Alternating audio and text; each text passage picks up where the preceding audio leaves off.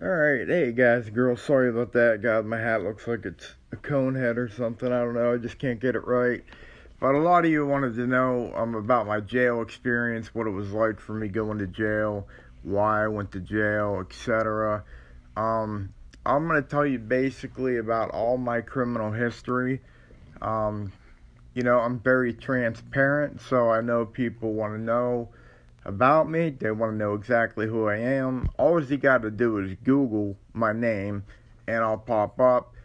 I'm going to attach in this video a couple articles I took pictures of that were posted about my criminal history.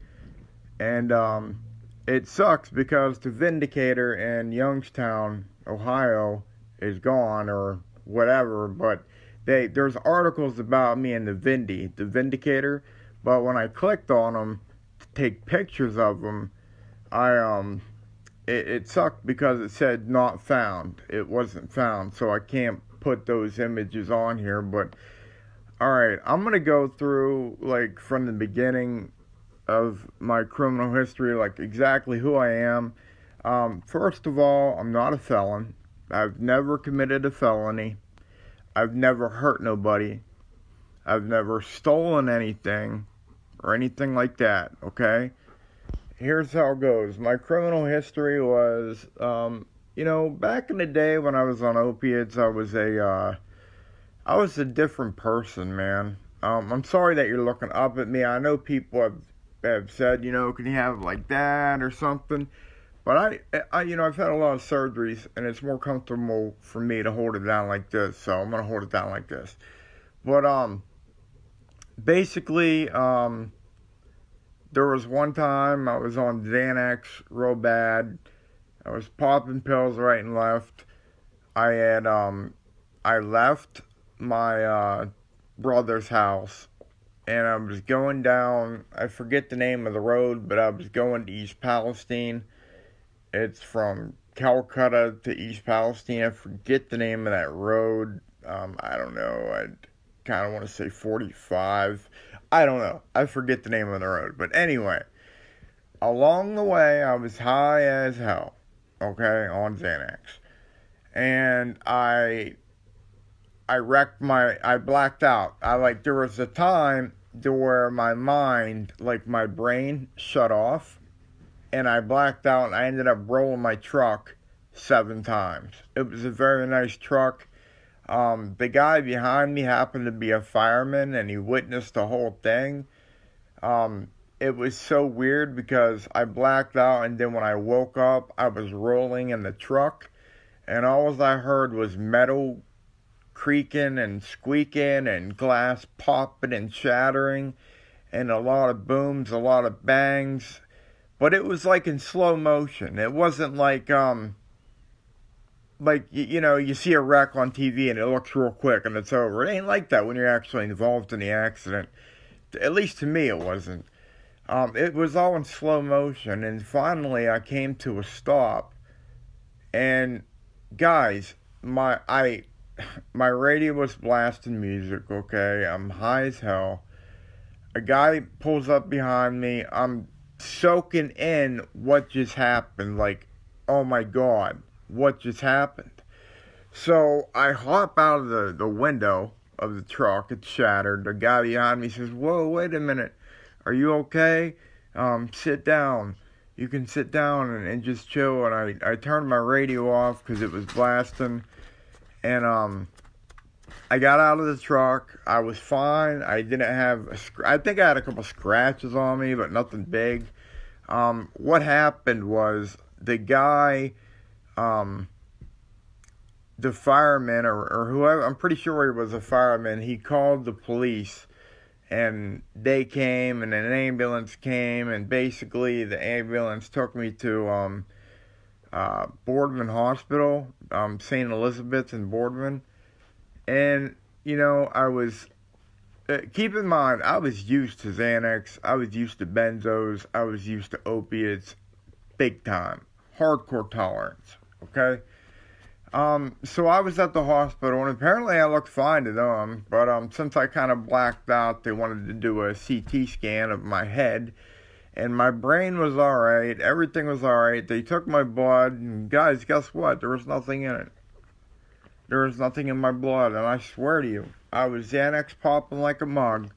And a police officer, like, I guess this is standard, if you're in an accident, comes in and talks to you about the accident. And a trooper came in, I think it was a highway patrolman. He came in and he was talking to me. And he said, well, Shawn, you don't look impaired. We're going to something roll this as an accident, blah, blah, blah. I said, yeah, dude. I said, I'm not on anything. I said, you could even give me a breathalyzer. And immediately he pulled it out. He didn't waste no time on that. He pulled out the breathalyzer. I took it. Of course, I was fine. He knew I was fine. For some reason, in my blood results, Xanax did not pop up. So there was no DUI there. Basically, I took an Uber or a taxi home. I forget which.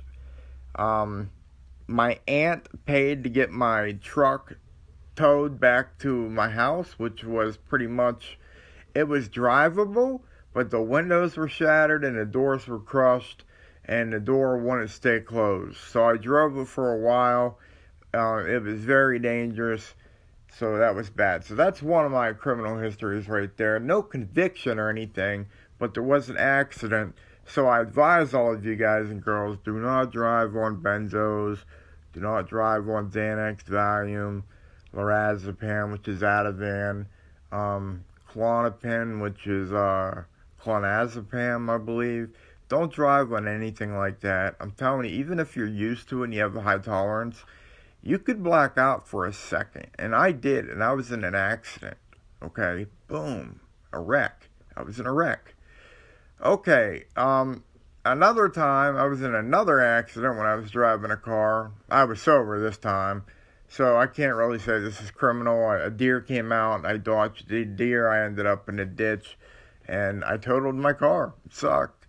The police told me I should have hit the deer. I'm not like that. I don't want, number one, I don't want to kill an animal, okay?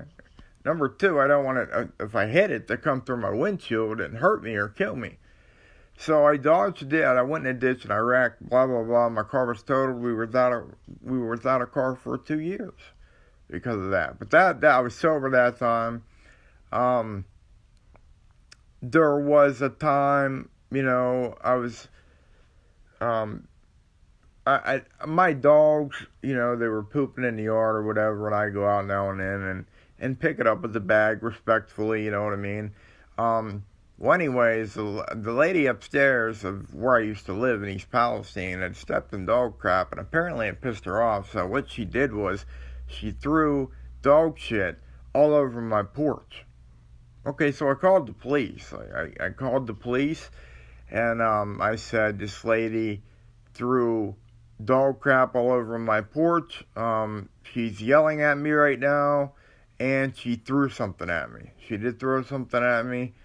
So the cop came, and he talked to me, and he talked to her, and the boyfriend came out, and I basically challenged him to a fight almost.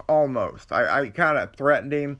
I was ready to go. He was talking shit, but he kind of quieted up whenever I started, getting serious with him. Not saying I'm a badass or anything, because I'm not.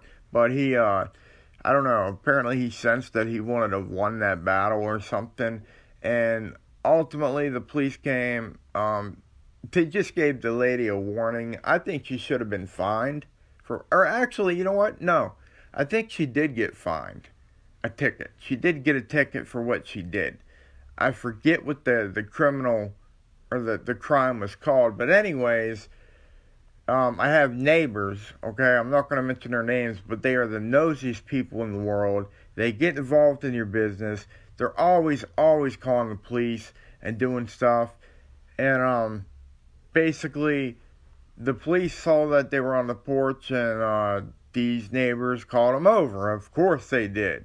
And what they said was, did you know Shawn's dogs don't have a license? And the cop said, okay, I'll go over and talk to him.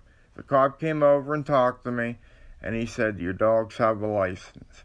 I lied, and I said yes. He said, come on, Shawn, do they have a license? I said, no. So he issued me a $200 and something fine. Yeah, because of my freaking neighbors. I called the police on a crime, and then I ended up getting fined. Okay, now you can find it in Google somewhere. It's in the paper. It's on the internet somewhere. I actually will post something, an article I found about making threats. I believe that's what the incident was. There was another time where I was driving, and I'm going to get to the jail in a second. There was another time where I was, okay, let's go before that. Way before the wreck, when I lived at another place. The landlord came up, and the maintenance guy came up, her buddy or whatever. And I opened the door on the porch, and she started saying, blah, blah, blah, blah, blah. I'm not going to get into it. And anyways, the guy started getting really lippy with me, man. He started getting really, really lippy with me. And he jumped forward a little bit. So I pushed him. I shoved him down, okay? And my landlord at the time said, I'm calling the police. That's assault. I said he lunged at me, and I pushed him away. That's all I did. So anyways, keep in mind I was on Percocet at the time. I was high as hell. I didn't care what I did. The police came, and this is me being a very big dick, okay? I had my phone out, or a camcorder at the time, and I filmed the whole incident, okay? And the police were like, please don't film me. I should have respected them. And not filmed, okay, because they asked me not to. But the officer said I was shoving the camera in his face, and I wasn't. I was way back, guys. I said, I'm not shoving the camera in your face. And it was all on camera. And my wife was actually pretty pissed at what I did. My mom was as well. Basically, long story short, they said that I had assaulted this guy and pushed him. I explained to the officers that, sorry, my dog just knocked my 2-liter over. I explained to the officers that, I didn't assault him. He lunged at me, and I pushed him down. Okay, that's exactly what happened. I mean, that's exactly what happened, guys. He lunged at me, I pushed him down on the ground. Okay, so he fell on the ground. The cops investigated whatever, they wrote it nothing, basically. I heard Janet talk, oh my god, I can't believe I said my landlord's name. I'm sorry about that. I won't say her last name, though. She was talking to the cops, and I remember yelling at her, saying, dude, I did not say that. I did not do that, because she was saying lies about me, and the officer told me to keep to myself, and I'm filming it, being a dick, because I'm filming it. And then a cop comes up to me, and I forget what was said or whatever. I erased the video, but ultimately I wasn't charged with anything. He just said a warning and said, don't go around. And I told her I was moving, and I ultimately moved, okay? I ultimately moved. They would never come and cut the grass. They were supposed to cut the grass. The city called my landlord many times and warned them, you're going to get fined if you don't cut the grass, because the grass was so high. It was so high, so I would have people come up and do it, or I would do it myself, guys. One time, I did it with a weed whacker. I cut my whole yard with a weed whacker, because that's all I had. It didn't look that great, but it was better than a field in my yard. And Shawn Long, an officer, I believe he's still a police officer, lived down the road from me, as a matter of fact, and he come up to me and he said, do you want to borrow my lawnmower? I see you're out here busting your ass doing this, man. It's hot as hell. And I said, no, I'm okay. I really appreciate the offer, though. So I thank Shawn Long for that. And I know he was going through some health conditions, so all the best to him and his family. And I hope that he does well. And to the officer, or police officers that I was filming that day, the East Liverpool Police Department, I apologize from the bottom of my heart for filming you when you didn't want it filmed. I should have respected you, even though legally I was allowed to do it. I'm sorry, okay? I'm sorry. I was on hardcore opiates at the time. I was on many, many Percocets, dude. I was abusing them hard, okay? Because I was going through colon problems my ulcerative colitis was flaring up, which ultimately, like in a couple of months, I had to get it cut out of me in an emergency because that's how bad it was. So, to the East Liverpool Police Department, I do apologize for that. And I watch videos all the time, guys. I'm getting to the jail in a second. Um, I apologize. I watch videos all the time on YouTube. There's this guy called Donut Operator. He's awesome. He was a former Navy SEAL, former police officer. He posts videos all the time. And guys and girls, I am so sick of seeing cops pull people over, and the person will film the incident and only crack their window, or they won't even open it. Okay, and they say, I don't have to open it. I didn't commit a crime. I don't have to show you my license, blah, blah, blah. And they start going through all these different legal statutes and stuff like that to the officers. And it's really pissing the officers off. It's giving them a hard time. Guys, if you get pulled over by a police officer, just give them your license. They just want to make sure who you are. Make sure you don't got no outstanding warrants. Make sure you're not a felon. You know what I mean? It's for their protection and your protection as well. And, you know, they want to see your proof of insurance and car registration. So, yeah, people do that, and it's pathetic. If you look at it on YouTube, I get so sick of people doing that to police officers. I really do. Now, I do support police officers. There are some out there that do some bad things. But, you know, it's human nature. Anywhere you go, there's good and there's bad. But ultimately, I believe the police department to be a very good organization, a needed organization, and I appreciate everything they do. And probably 99.9% of cops are good. And they're out there doing their jobs, and they want to come home safe to their wife, to their kids, to their family, to their dogs. They don't want to get killed. They don't want to have to kill anybody either. Okay? Now, going back to East Palestine, I did have like a mental breakdown. I am bipolar, and I had some mental issues going on, and they gave me all these different drugs, and I just wasn't right, guys. Sorry, let me get my drink here for a minute, as my throat gets dry when I talk. Alright, where was I? Yeah, I was on all kinds of opiates, drugs like Thorazine, Seroquel, you name it, dude, they gave it to me. And so I was messed up in my mind. You could ask my brother Jimmy when he would talk to me. He would know I was different. Even my sister Jamie, she would know that I was different. My mom would know. God rest her soul. She passed away in 2017, January 24th. I miss her so bad. You don't understand. But anyways, apparently I was, you know, walking. I did something. Oh, no. Okay, here's what happened. Okay, I'm sorry. I was on that, and it was Seroquel that I was on. I was on Seroquel at this time, and I got pulled over, and I went in a ditch or was driving through yards or something stupid, dude. I was doing something very dumb, and a cop pulled me over, and I kept going, or while he was driving, and apparently I just kept on going, and I was driving through yards, and then eventually I pulled over, and I don't remember a damn thing. I just know that apparently I was hurt, and he took me to the hospital. I don't remember that at all. I remember my brother saying a doctor had called him, an ER doctor had called him, and basically almost said that I was dead to my brother at like 3 in the morning. Woke him up, okay? Woke him up, and it was pretty bad. He was pretty scared. He didn't know what was going on. They let me go, and apparently I was let go from Salem. I had no car or nothing.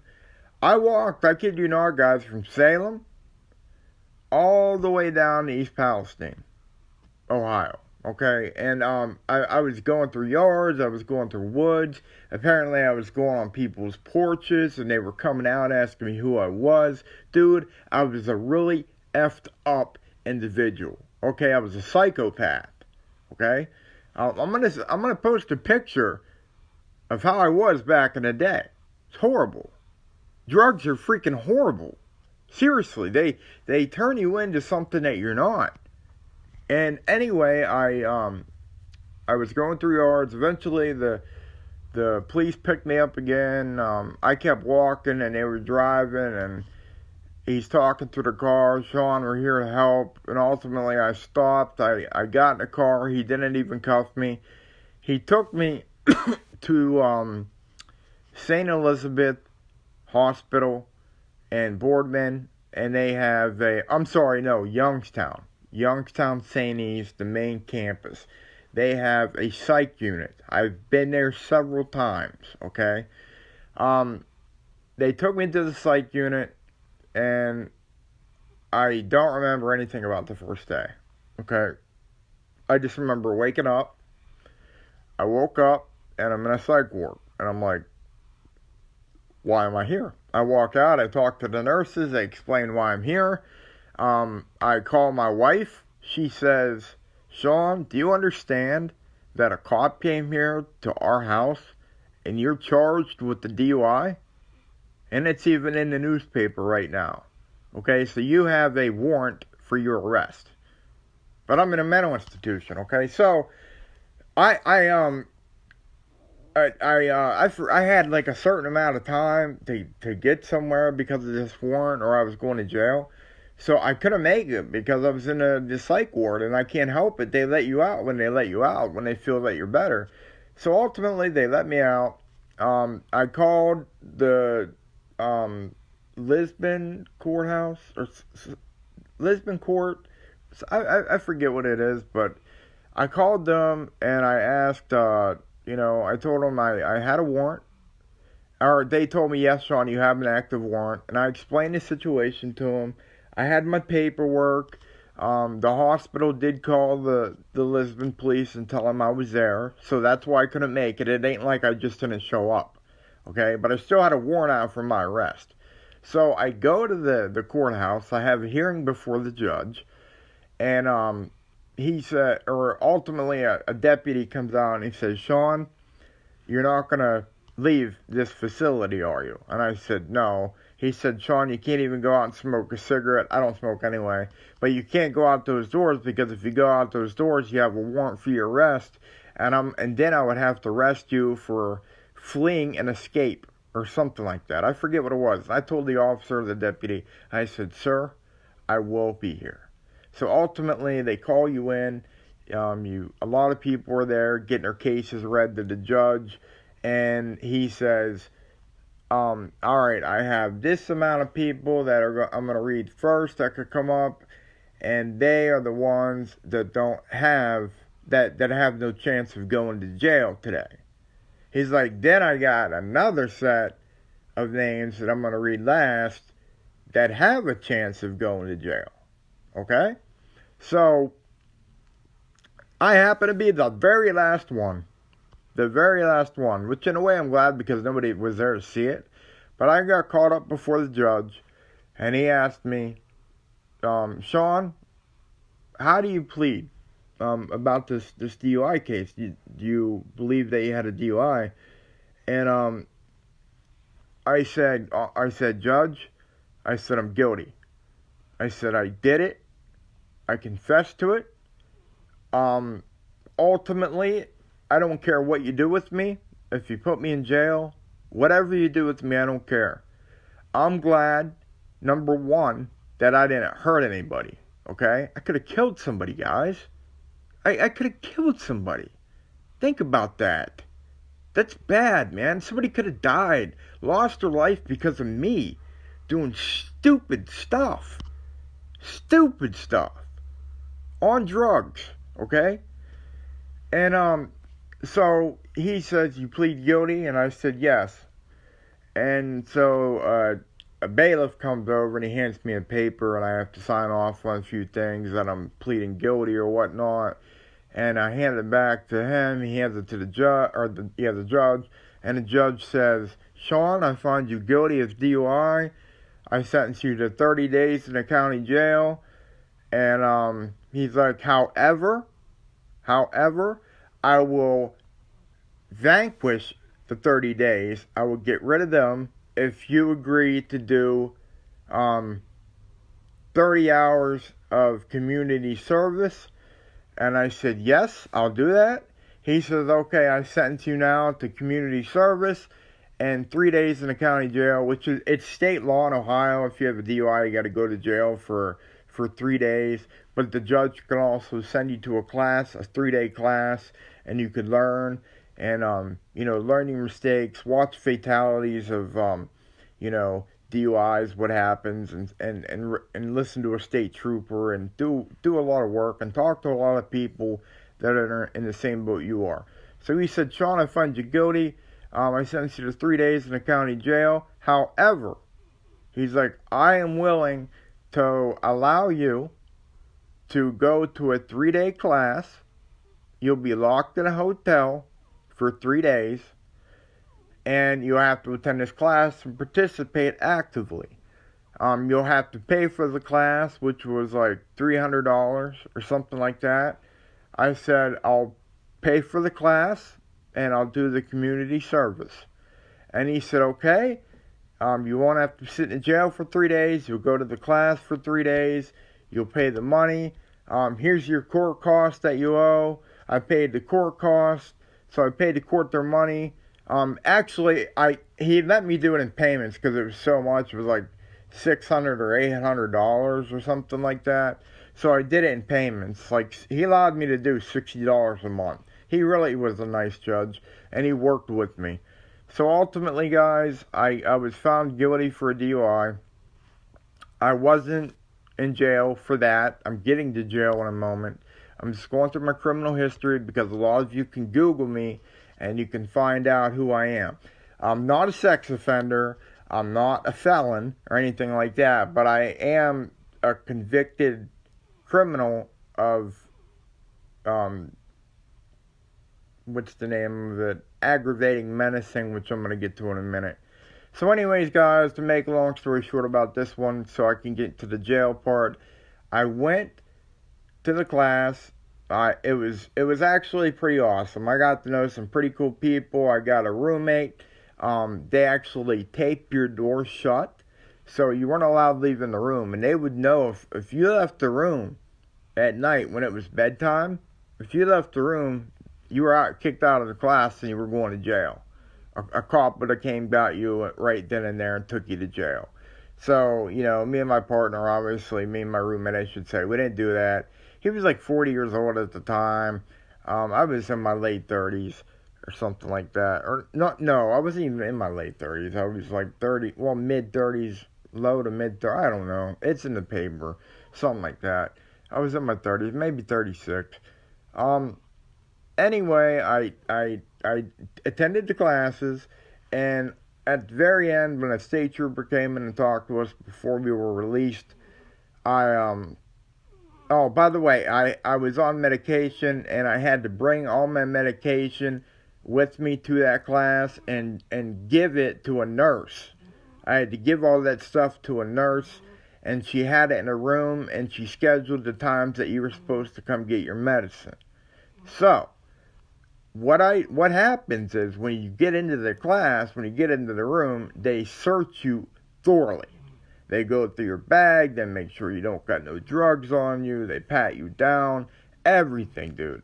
They do everything they can to make sure you didn't bring anything with you, and then they take your medications, if you have any, and they put them in a room, and ultimately, when it's your time to go there, you go and get your medication. So that's what I did. I was taking them as prescribed, blah, blah, blah. So anyways, I finished the community service at a place called Catholic Charities in East Liverpool, Ohio.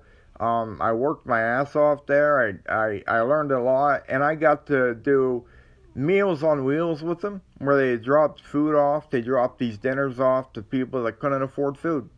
And I got to do that. That made me feel good, dropping food off to somebody that's hungry. That really made me feel good.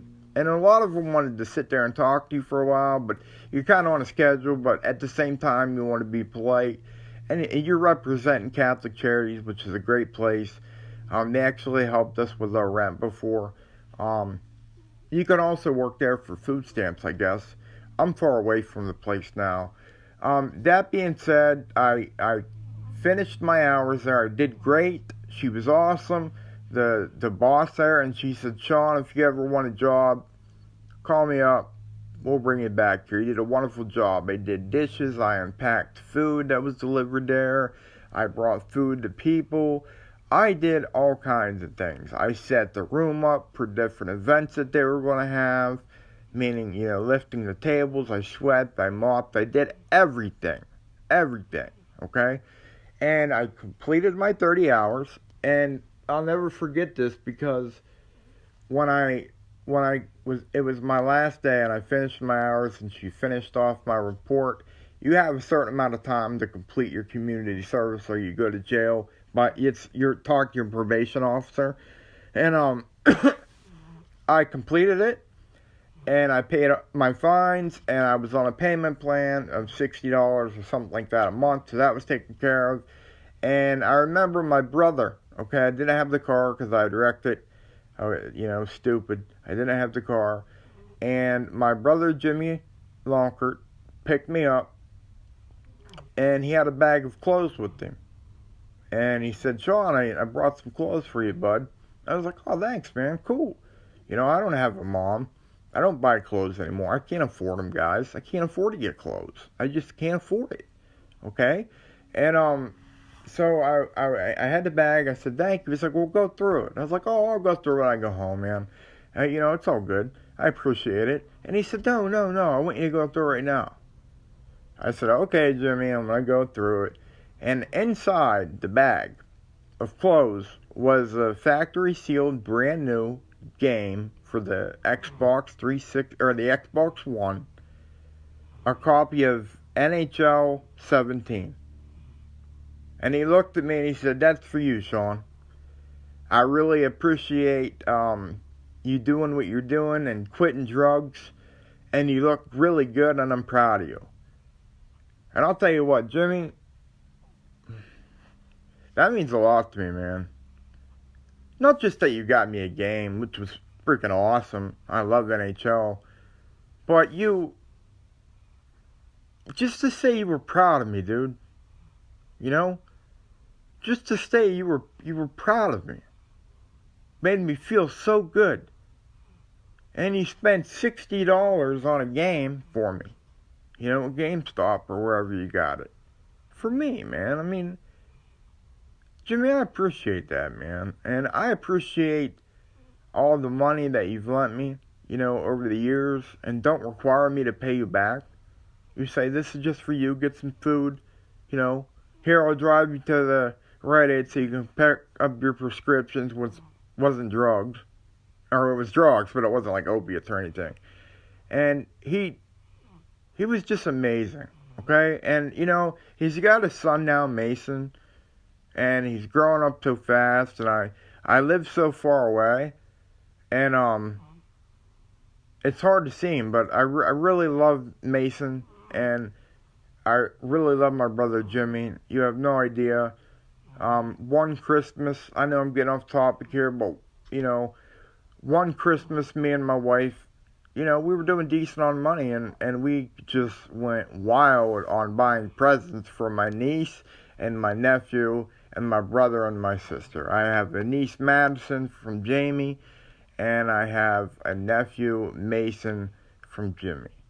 And I filmed it, and I'll put pictures up on here of that day. That meant so much to me, man, seeing them open up the presents, and it just meant so much to them. They loved it. They were so happy. We spent hundreds of dollars on their presents, and, a little something for Jimmy. I think it was like a GameStop certificate, and I forget what we got Jamie, but we got her something. I think it was like a leather jacket. It was funny because when we walked in JCPenney's, I looked at that and I was like, that's funny. And she's like, that's awesome. And I said, what? And she's like, Jamie would love that. So ultimately I got it, and Jamie freaking loved it. And hopefully she still has it. Hopefully she does. Okay? But anyways, I love you guys. and I appreciate everything you've ever done for me. And I know my sister is going through a very hard time right now, and me and her aren't on the same page right now. But it is what it is, and I won't go through with that. But again, thank you, Jimmy, for all the help and support, buddy. I love you. I love Mason. Thank you, Jamie. And I appreciate everything you've ever done for me. I love you too. And I really wish you the best. And I hope everything works out for you.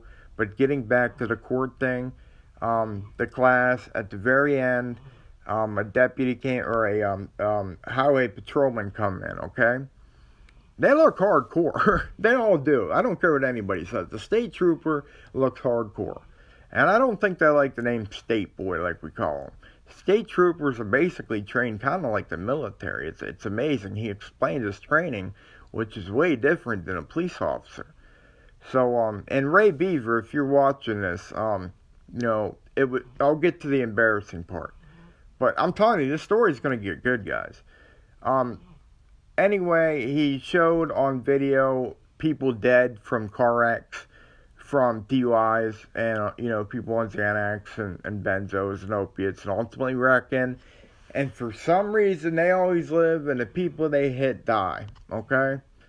And Bob Bender, if you're watching this, his mom died back in 1990 on February 10th because a drunk driver hit him. And he was flown to the hospital. His little brother died but was brought back.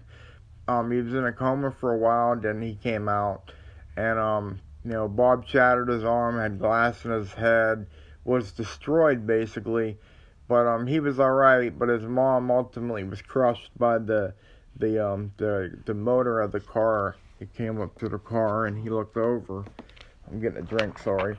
He looked over and seen his mother dead. So I can't imagine that. Alright, so anyways, that was it. I completed the 3 days. I did the 30 hours community service. I paid my fines and my court cost. I was on a payment plan. I ultimately finished it. And then you were called in for random drug tests too. And once again, I didn't have a car. So my brother ultimately would come pick me up all the way from East Liverpool and drive me to the courthouse, to take my P tests. And guys, I'm telling you, if you're on probation, don't do drugs and you can't fake it. You can't do fake pee like some people use. You just can't fake it, okay? Because when you go in there, they take you in the back, your PO does, and he makes you strip down naked. Naked. Okay? You gotta lift your ball sack up. I'm serious. They make sure you don't got anything there. They look at your asshole. They make you cough. And you walk over bare naked and you gotta take a piss in a cup. Okay? And it's hard to do. He's sitting there watching you the whole time. And I couldn't do it at first. And he said, go ahead and I want to turn the water on for you or whatever. Anyways, I leaked out a little bit, enough, and he had this thing that he put in there, which gave the results immediately, which came back clean. And he came back. We went into a room. I forget, there was a lady there. She did something. She was typing on a computer, and I was clean. And then and by the way, I just got a letter in the mail and said it was random. Report to the courthouse for a drug test, or I would get phone calls, report on this date to the courthouse, okay? So that's what I would do. They were always random, and they were always very thorough. And the next time I went, and I was 2 years probation. I was also given. I was given 2 years probation. Ultimately, I went back there again for my final P test. I drank a big bottle of water. I was ready this time. And they called me back. They did the same thing. Lift your ball sack, look at your asshole, get naked, lift your armpits up, search you down, look in your clothes, watch you take a pee. And I was able to take a pee right away, and it was clean. And I went back, and he said you had completed your probation. You're now off probation. And ultimately, he went somewhere else, and I ended up with a different PO. It's weird. I had one probation officer, and then it switched to another. But ultimately that ended. I didn't get in trouble. I was clean every time. I quit drugs. Not heroin or nothing like that, but or street drugs. But I would go, guys. I would go and buy Xanax illegally. Okay, this was before my probation and stuff. I'm not gonna say off who. And she would use that money to buy cocaine. The money that I gave her. And then I got some Xanax, and then she knew somebody else, and she said, um, "Can you come up here? This lady's got some Valiums. She'll sell you some Valiums." And I went up there and I bought some Valiums. But one time when I was pulling into her house, I wrecked. I pulled in right in somebody, and they hit me in the ass of my truck, and it was my fault. The cop came. I couldn't believe it. Once again, I'm high on opiates, guys. Freaking stupid. I'm high on opiates, okay? So I get they wreck, and the guy, thank God he's okay, and the passenger, and my tail of my car is smashed. It's horrible. The cop came. He said, "I'm going to have to take you to jail, or you could pay the money right now." I had hundreds of dollars in my wallet at the time, okay? And I just pulled the money out of my wallet, and I said, "I'm going to pay it off right here," and I gave it to the officer, and that was it. I didn't even have to go to court. I paid it right there.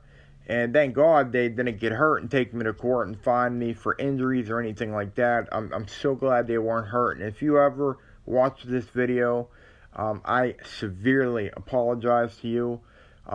That being said, I was buying those. I remember meeting somebody at a restaurant, and they would give me a little baggie of Xanax. And I would say, "All right, I'll be right back." I would go to the restroom of the facility that I was at. I would look at the drug. I would look at the pill number. Okay, I looked at the pill number, and I looked it up online. I Googled the pill number and made sure what I got was what I got, and that's what I got. So I would pop. They were 0.5 Xanax, so I would pop like 12 of them. Okay, right there in the restroom. People are coming in. I'm sitting there. You can hear a little baggy because I'm going through it. Popping Xanax like a mug. And I walk out and I sit down and they get me a drink. They offer to get me dinner, and I didn't do that. I just had my pills and I was glad. So ultimately I went home. I ended up taking my wife to a movie. And Christina, I'm so sorry, and I love you so much, and I'm so sorry for my drug abuse back in the day, and what that put you through, what that put my mother through, my whole family through, my brother, my sister, my dogs, everybody around me, my neighbors. I am so sorry. I'm so sorry. I'm somebody that's completely different on drugs. Because I used to be somebody that, if you would give me one pill, I would want another and another and another until finally I would black out. And one time I went down and ultimately I got oh, by the way, I paid her the money. And, I illegally did this. I paid the money. I gave her that. She gave me the Xanax. I went to the restroom. I took 14 of them. I came back out. I talked to her. I drank a little bit of pop. And then we ultimately left. And, I was high as hell driving, not safe, stupid. And, there was another time I bought some off her. I gave her the money. She gave me the baggie of pills. Again, I looked them up. Again, they were what I wanted. And I stopped at Smith's gas station in Calcutta on the way from the, from buying the Xanax. I pulled in Smith's and I started popping Xanax right in the parking lot because my body just craved them right there. I was in withdrawal. Okay, so I took a whole bunch and I remember thinking, man, if I get pulled over and a cop sees what I got in my pocket or whatever, I'm gonna get a felony. So I ultimately I didn't give a freak because I went and I did it anyway. I drove home and you know, my wife knew I was high and she hated it. She couldn't stand it. Um, there's a lot of personal stuff in her life that I'm not going to share that she don't want me to share. She likes to keep between us. You know, my brother knows, my sister knows. But ultimately, um, I don't know why she's still with me. Christina, I don't know why she's still with me. I don't deserve her. Um, I had my colon removed. I had my rectum removed, okay, at this time, and I was wearing a bag, okay, and she supported me. She even changed my bag sometimes, guys, okay? She did that, wasn't grossed out by it. Like when I would go to Cleveland Clinic, the nurse up there, I came out and she said, well, nothing's coming out. She's like, and I told her, I said, I didn't eat at all, so it wouldn't be messy when I came up here for you. And she said, you have no idea how much I appreciate that, because a lot of people stuff their face and they come up here and I take off the bag and your intestines still spitting stuff out and it's going all over the place and she got to clean it up. It could go all over her. Anyways, nothing came out, okay? And she showed Chris how to do it, and ultimately Chris started changing my bag for me, and eventually they took my bag off, they put my intestine back in my stomach, and they created something called a J pouch. Okay, they created the J pouch, and I could go to the bathroom normally again. It was 3 surgeries, so that's what really got me addicted to opiates, is because I was on so many opiates and painkillers for that. I was even on a pain pump of Dilaudid, plus getting a bolus, meaning a shot through your IV of Dilaudid, 2 milligrams. And the pump was a lot less, because it was like every 15 minutes or every half an hour you had to hit the pump. And you couldn't just hit it anytime you wanted. It would beep or something, or it just wouldn't work for a certain amount of time. There was a certain amount of minutes that had to go by before you could press the button and get injected another dose of Dilaudid, okay? So ultimately, guys, you know about my DUI and all that stuff. I never got arrested. You know my criminal history of that. You know my criminal history of shouting at people and making threats because they threw crap on my yard.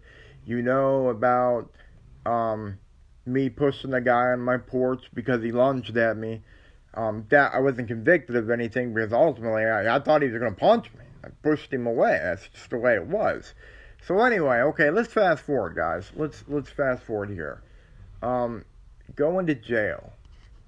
All right, I went to jail, and basically this is what happened. I was drug clean. I was off opiates. I was off benzos. I was off everything, and I ended up going to a lady's house. Okay. And I ended up I ended up popping some benzos at her house and drinking beer. And I shouldn't have drank beer, but I drank beer on benzos and that was bad. So, anyways, she came and picked me up though, and she came and she came and picked me up, and then my wife came, she came to pick me up to take her to her house, and then my wife would come down and pick me up from her house to take me home. And when she did that, you know, I was high on Valium, I was drunk as hell on alcohol, and I went home, and I feel so bad for this, because my wife had something wrong with the muscle in her leg or something like that.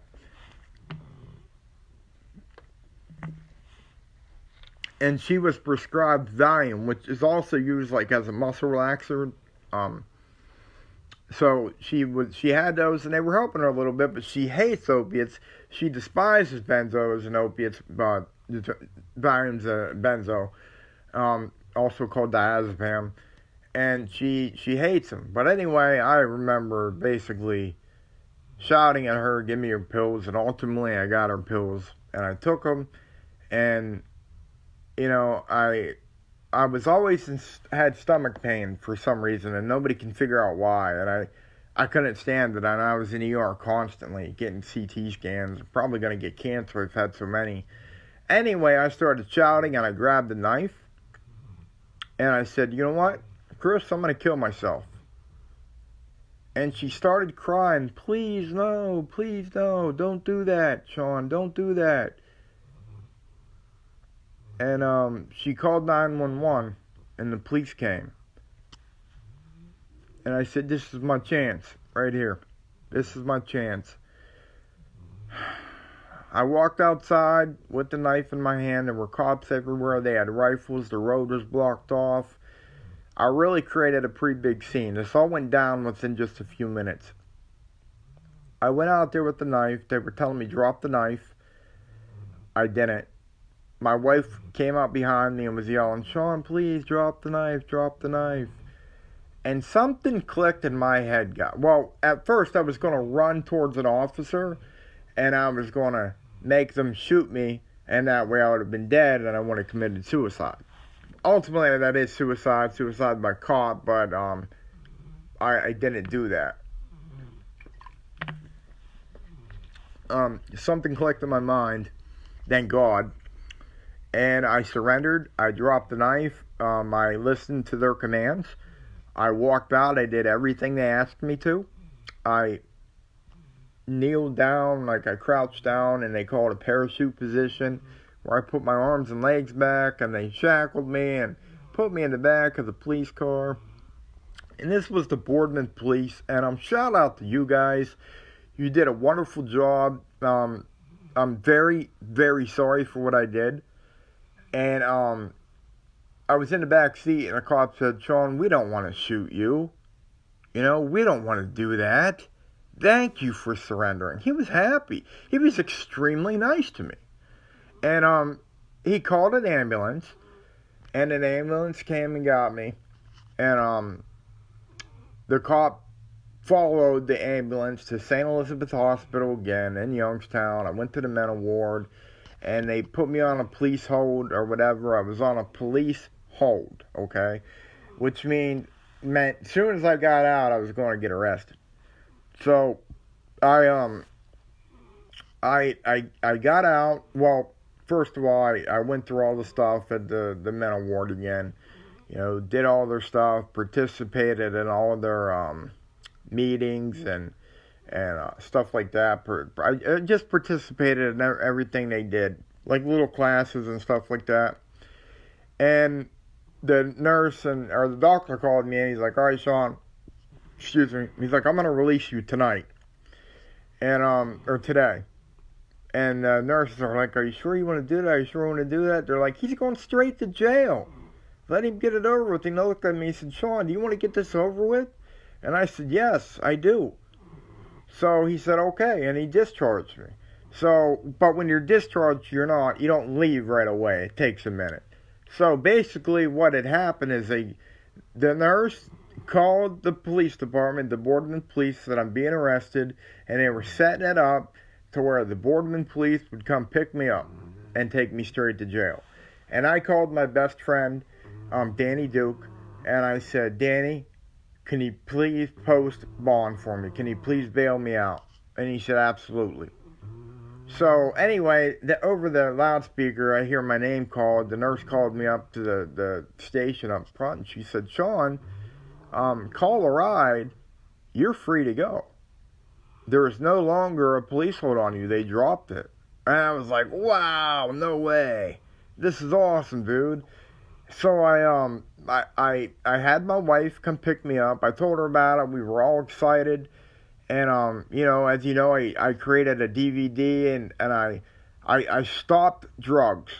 From that point on, I stopped. I quit using. Okay? I quit using completely. Did not drink. And it was weird, too, because when I was in the mental ward, I had that, remember I told you I had that belly pain? Well, they went and they did a CT scan, and everything was alright. I kind of had a little blockage, but not that bad. That's where the pain was coming from. And every time they would do a CT scan or escort me, or I had to leave that ward, the police would come up, they would cuff me, and they would follow me. And everybody would look at me like, damn, what the hell did this guy do? He probably did some serious stuff. So they escorted me down, but they were always very nice, and I BS'd with them the whole time. But anyway, back to, yeah, I was home now. They dropped the police hold on me, And me and my best friend, we filmed, and well, I ultimately filmed it all, but he participated in quite a bit, and I thank you, Danny, for that. And we filmed Gretchen's Lock. We got a permit to go out there on certain nights, legally, because I didn't want to get in trouble again. Bottom line. So anyway, we were out there, we did all the DVD, blah, blah, blah. Those of you that saw my DVD, great.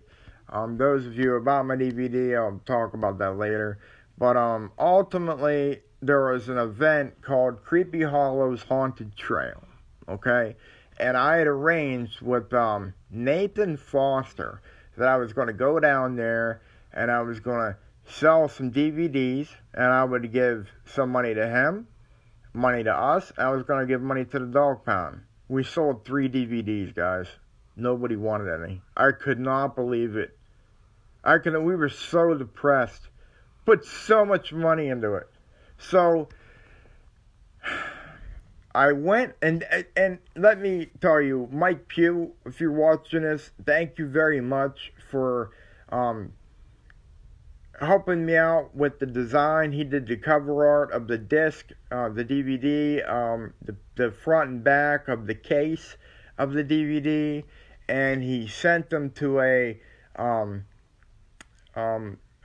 facility to get printed, to be copied and be shrink wrapped to a place where they were going to be factory sealed and, professionally done. He did that. He paid for very quick shipping to get real soon, because if you look down on my thing, you can see my Facebook timeline, you can actually see when I got my DVDs, when they came in the mail.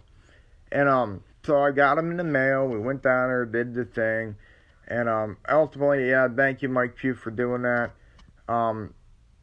We were driving home, we were still in East Palestine, Ohio, coming back from Creepy Hollow's Haunted Trail, and the police pulled us over, and I don't know why. My wife didn't know why. Danny Duke was in the back with me at the time. He was going to stay the night. He didn't know why. So we went to my house. We were trying to go to my house. We got pulled over, and Chris. My wife, Christina, said, "Why am I pulled over? What did I do?" And the officer said, "Miss, we're not here for you. We're here for Shawn. He's got a warrant for his arrest out of Mahoning County." I was shocked. I thought it was dropped, okay? And let me tell you, the whole time, like before that, I was selling my documentary on St. Clair Avenue. I'll even post a picture. I was holding signs up for Gretchen's Lock, and I made quite a bit of money doing that. I sold quite a bit of DVDs on the road. Thank you all. And they were selling for $10 a piece. It was awesome. And they were originally going to be $15, but I said that price is probably a little too high. Let's go down to $10. And ultimately, the DVD went down to $5, which that's what it is right now. But it's not for sale anymore because I'm doing it for the dog pound. So, anyways, guys, I'm so sorry. I'm blabbing, but actually, let me plug my phone in right now because I don't want it to die when I'm doing this. This video is so long. I'm about to get to the jail right now. Come on, get in there. And I think it's working. Okay. Anyways, I got pulled over. The police said, "We're here for Shawn." I got out of the car. I said, "I'm kind of scared, man. I'm nervous. I've never had this done before." And he was very nice. And he said, "Shawn, don't worry about it." He's like, "You got a warrant out for your arrest out of Boardman." He's like, "We're going to call Boardman, and it might not even be active anymore. If it's not active, we'll just let you go." He's like, "If it's active, we're going to transport you to Boardman and put you into custody." I remember him telling me, because there was a few times the police had to come to my house because of my mental breakdowns, and he looked at me and he said, "Shawn, wow, you look really good." He's like, "You look really good for you. I'm used to a different Shawn. You're like a completely different person now." This is because I was off drugs. And I said, yeah, I don't do that stuff anymore, and I apologize. And he said, no problem, Shawn. He said, I have to cuff you. He's like, that's standard. He's like, but I'm not going to cuff you hard. He's like, I'm going to do everything the way I got to do it. But I cooperated with him, and ultimately he called the Boardman police, and I was cuffed. And he said, Shawn, it is active. They do want you. A cop's going to meet me in Boardman. It wasn't Boardman. I'll tell you where it was. Anyways, he put me in the back seat. We talked on the way. He was listening to the radio, smoking a vape, and met up by the Dunkin' Donuts at a truck stop, I believe it is. It was right by Dunkin' Donuts on 7, where you go straight and you'll go to the mall. You'll go to Boardman. They talked for a while. He asked me, he said, Shawn, do you want to get out and smoke a cigarette or anything? And I said, no, but thank you, man. I don't smoke. So he just let me sit there for a while. The cops BS, and I heard him talk, and then he took me out of the car then, and he said to the other officer, he said, Shawn's been good. He's cooperated. He's very good right now. Blah blah blah. Just saying I was cooperating and being very cooperable. So he uncuffed me and turned me over to the Boardman police, and they had to go through the whole same thing, the pat down and everything. The Boardman cop was a little bit more rough, put the cuffs on a little tighter, put me in the back seat, was kind of quiet driving, took me to the Boardman police station. Okay, so I'm in the booking process now in jail. Okay, so he puts me there. I'm sitting in a seat. We're BSing. I'm cuffed. And he said, Shawn, can you post bail? He told me how much it was, and I said yes. And he says, because if not, I'm going to have to, he's like, based on your charges, which was aggravated menacing and inducing panic, he's like, I'm really tempted to take you to the Mahoning County Jail right now and turn you over to them. He's like, I just might do that. So we got to talking, okay? And he started to like me. He started to realize I'm actually a pretty decent guy. And God, my hat looks stupid. I'm so sorry. He knew I was a pretty good guy. He said, if I uncuff you, are you going to give me any problems? I said, no, officer, I'm not. And I didn't. And he uncuffed me. And there was a phone there that I could call somebody to make bail. So he told me a list of bail bondsmen or whatever, and he said, I can't tell you what to do, but I'm going to tell you right now, this one right here is pretty quick, but I'm not telling you to choose that one. Basically, he was telling me to choose that one, but ultimately he wasn't allowed, so thank you, officer. So I called that one. Well, first of all, I called home. Danny said, I'm going to go get the money out of the bank. Chris is going to drive me to PNC and Boardman right now. I'm going to get the money. I'm going to get you the hell out of jail. Okay, so ultimately, I was fingerprinted, pictures taken, all that stuff. And, I talked to the cop. I told him about my documentary. He was interested in it. We actually got to talking. And, I went through the whole booking process. The bail bondsman came in. I had to sign off on a lot of paperwork. Danny had given him the money outside. He counted it up right there in front of the officer. I was given a sheet of paper that said I had to appear in court at this particular day, at this particular time, which was just in a couple days, actually. So, Danny, thank you so much, buddy, for paying for my bail. And he got me out, and then we went to Perkins restaurant, okay, out of jail. I explained to him the whole process. It was wild. He took us to Perkins and ultimately bought me and my Chris himself dinner. He paid for it all. He really did. I really appreciate that. Danny's been very nice like that. He's lent me a lot of money before. And I'm going to let you know right now, Danny Duke, I don't know if he wants me to say this. I'm not going to say it, because I don't know if he wants me to, but he did something very good and very kind. But anyways, we went to dinner, and he said, Shawn, do you mind if I stay with you a couple more days to go to the court with you and see how it goes? Basically support you. And I said, yeah, dude. So I was nervous the whole time, and I was I had like 2 days before I went to jail, or before I went to court, and I was looking up abrogating menacing. What's the ultimate charge? What could you get for that? Inducing panic. What can you get for that? And keep in mind, I'm having severe stomach pain at the time.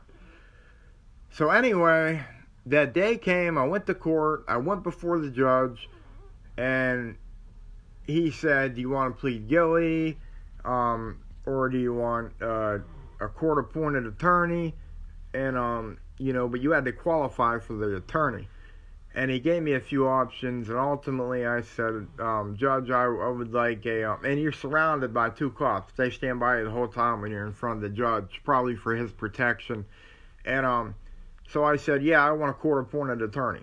Okay, so he said, okay, I'm going to give you a court-appointed attorney. You got to return to court on this date, pre-trial. Here's your attorney's name. Here's his number. The bail lady, it's a girl, very nice lady in Boardman.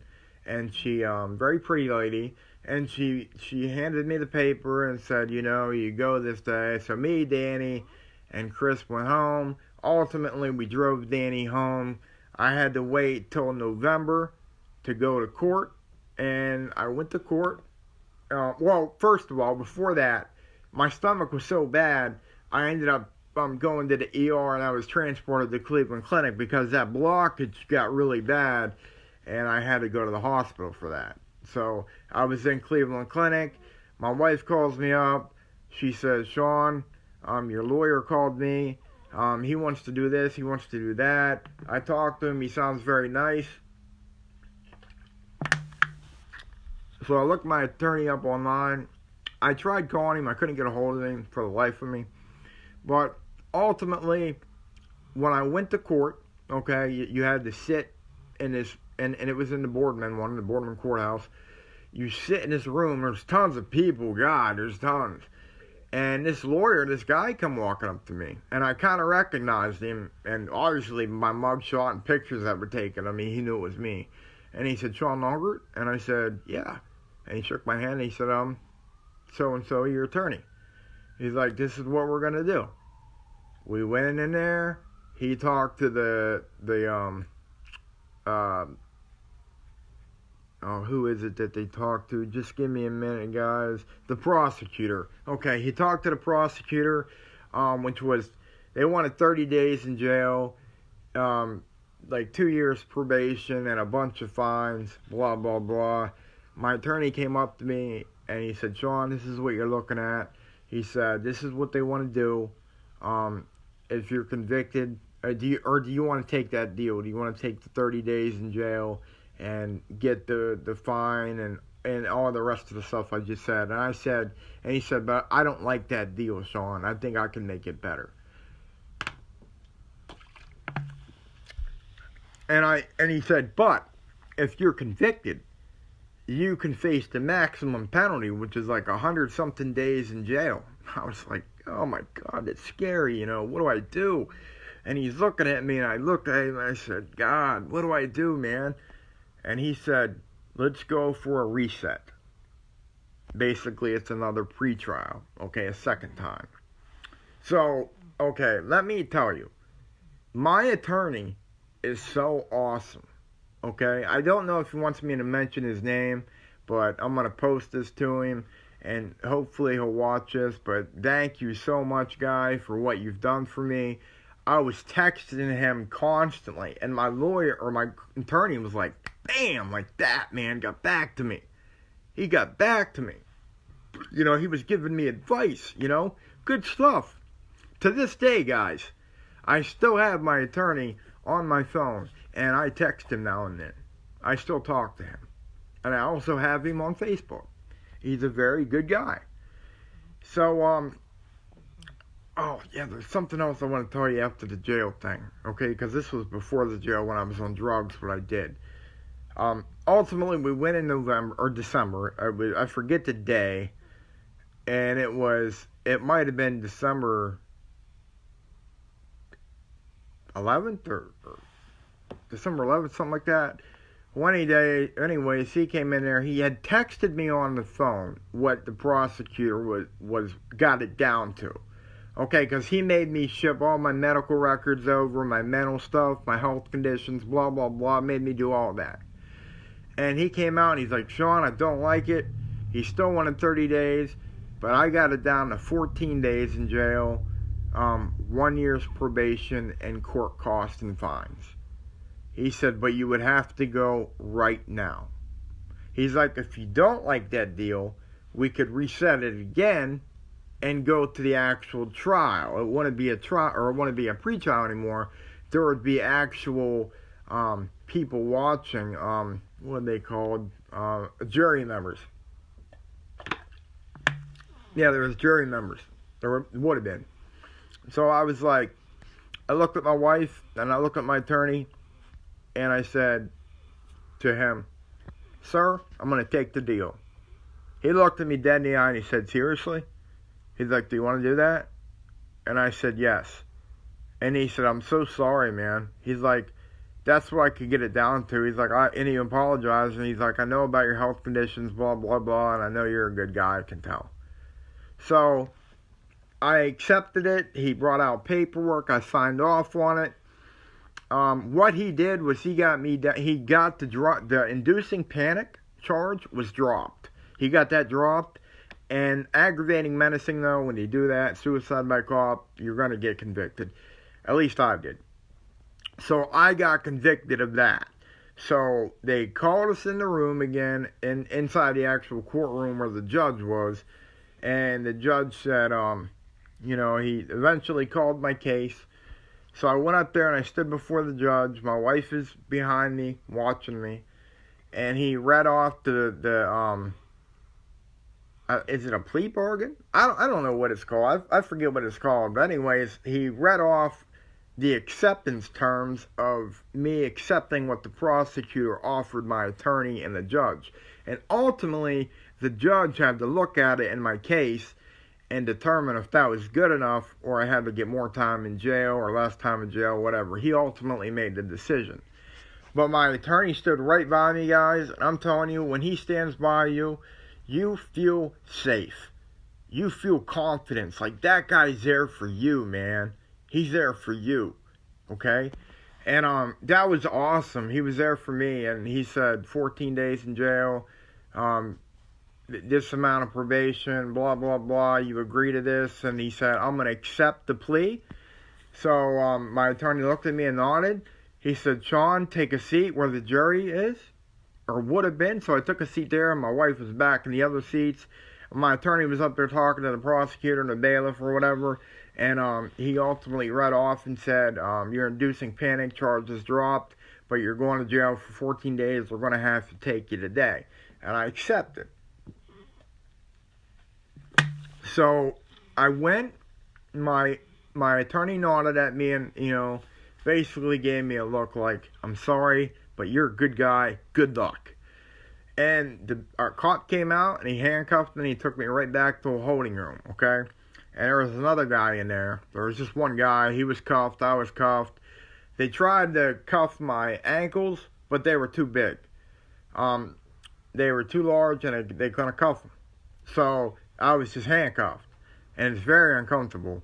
But before you go in there, you go in there, and then you get called back out. The deputy comes in there and he says, Shawn, come out. You got to talk to your probation officer. You're going to meet him or her. In my case, it was a her. So I met her, and she told me everything. She told me what was going on. She gave me the card, and she said, as soon as you get out of jail, this is when you got to see me. Blah, blah, blah. This is when you got to see me. This is your court fees. Can you bring this much money in for the court fees and all that, and on this certain date, and then have it paid off by then? I didn't have no community service or nothing like that, but I did have, jail time and probation time. So anyways, I signed off on all that. She gave me the card that I kept, and I sat back in the waiting room. We sat there for a long time. Me and this guy got to BSing. And ultimately, the court ended, and there was vans parked outside where they take you straight from the courthouse to jail. But I remember, before all that, I looked at my wife and I just whispered to her, I love you, I'm sorry. And that was one of the hardest freaking things I've ever done. It really was. So I went to the back and I was talking to that guy, and we were in there a couple hours, man, cuffed. You know, it's a long time you're waiting. and then ultimately that same deputy came in and he said it's time to go.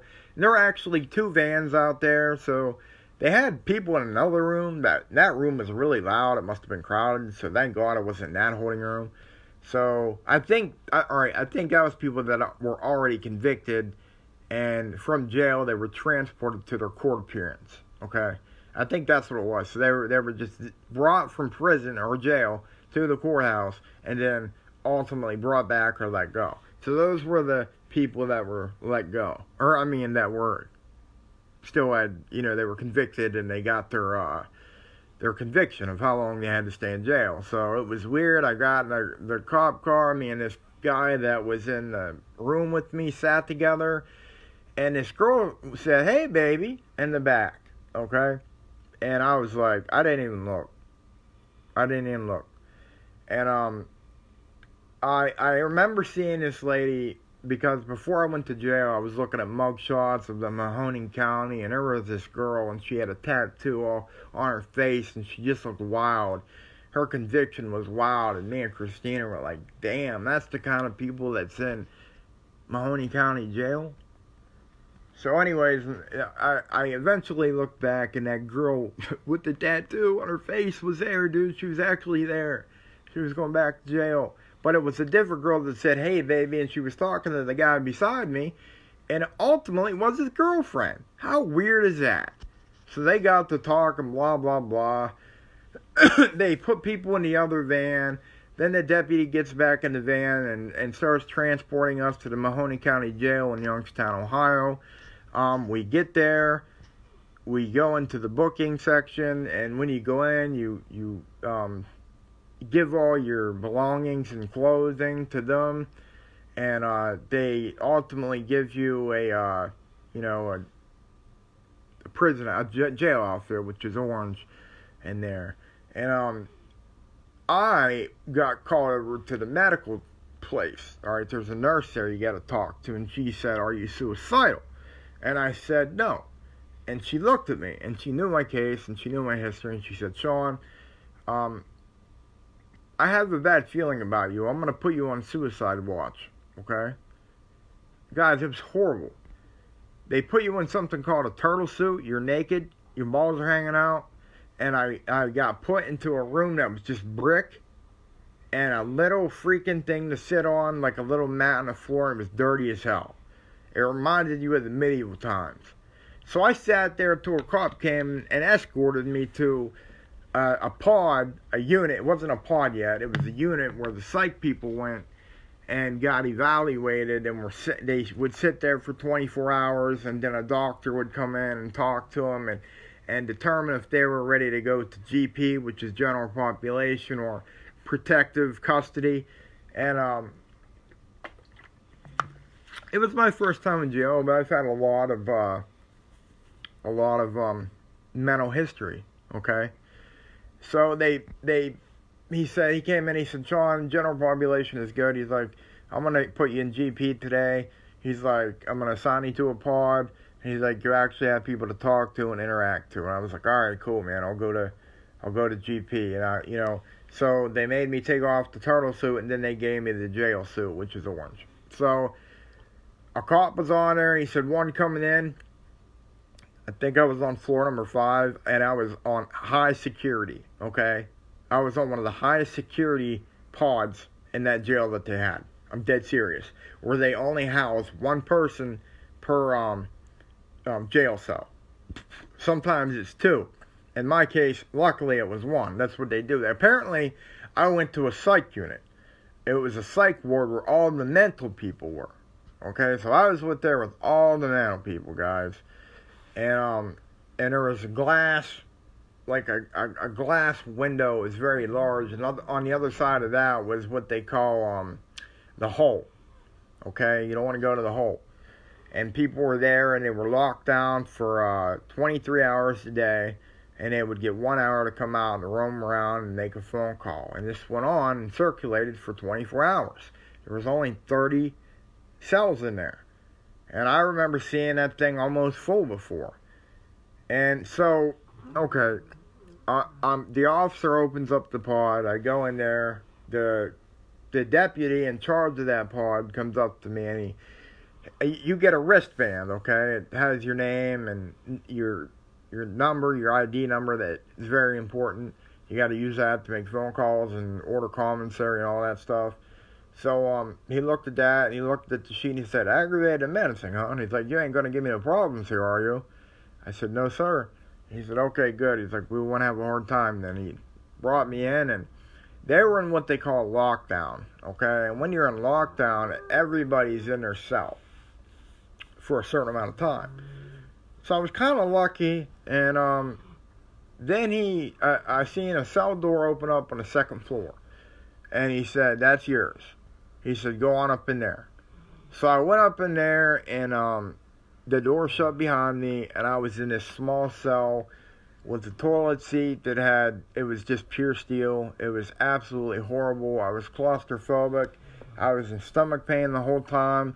I didn't complain to the officers that I was in stomach pain. I didn't complain to them about it. I just wanted to get through. You know what I mean? I didn't want to. When I've been in the hospital before, I've seen people from Mahoning County Jail strapped to a cell or strapped to a bed and St. Eves. And I didn't want to be one of those people, so I didn't say anything.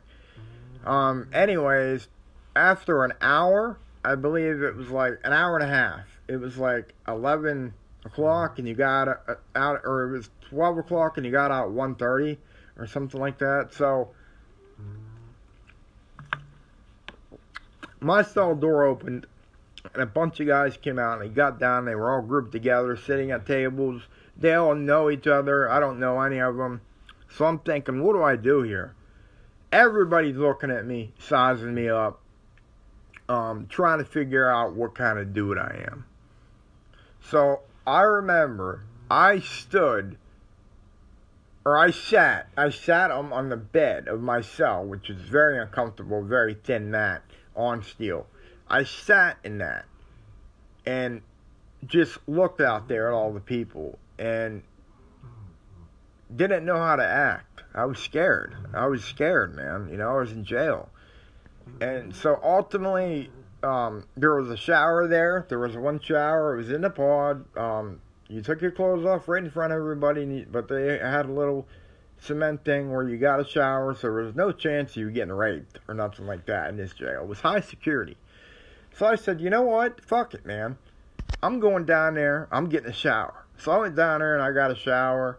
And one guy said to me, I'm not going to say any names except for one guy.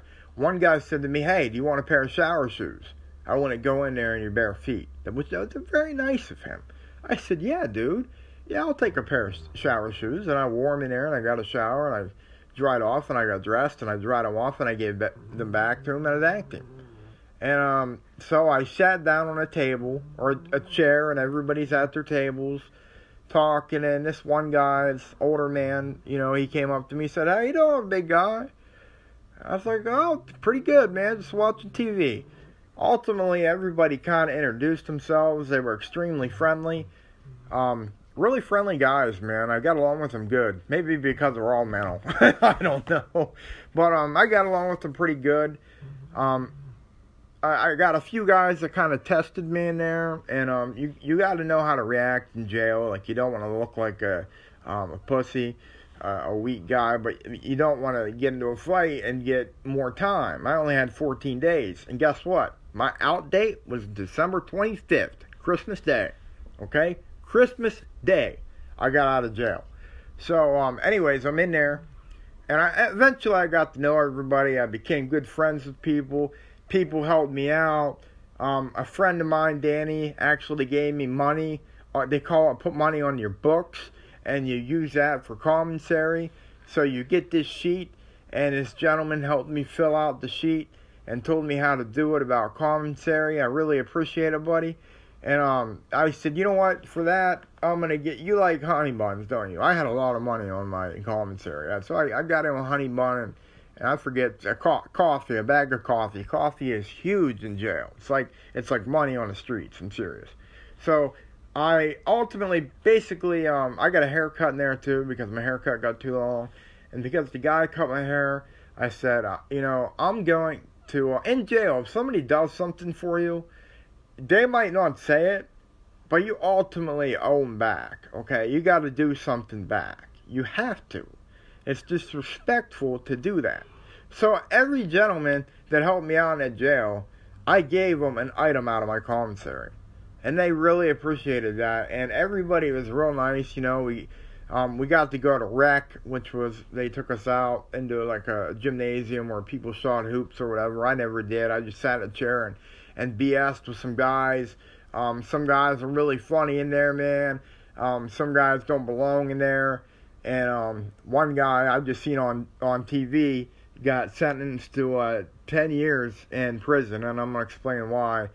But, yeah, one guy, when we were back in prison, one guy came up to me and said, here, take this envelope, it's stamped, and here's some paper and a pen. Dude, do you know how, like, hard it is to get paper and envelopes and pens in jail? It is hard, and he gave me 3 items. And I said, you know what, bud? Since you did that, I'm going to give you this much of my commissary. I gave him something for each thing he did for me. And he said, Shawn, you don't have to do that. He's like, I'm just being nice. And he was reading the Bible. He was real good like that.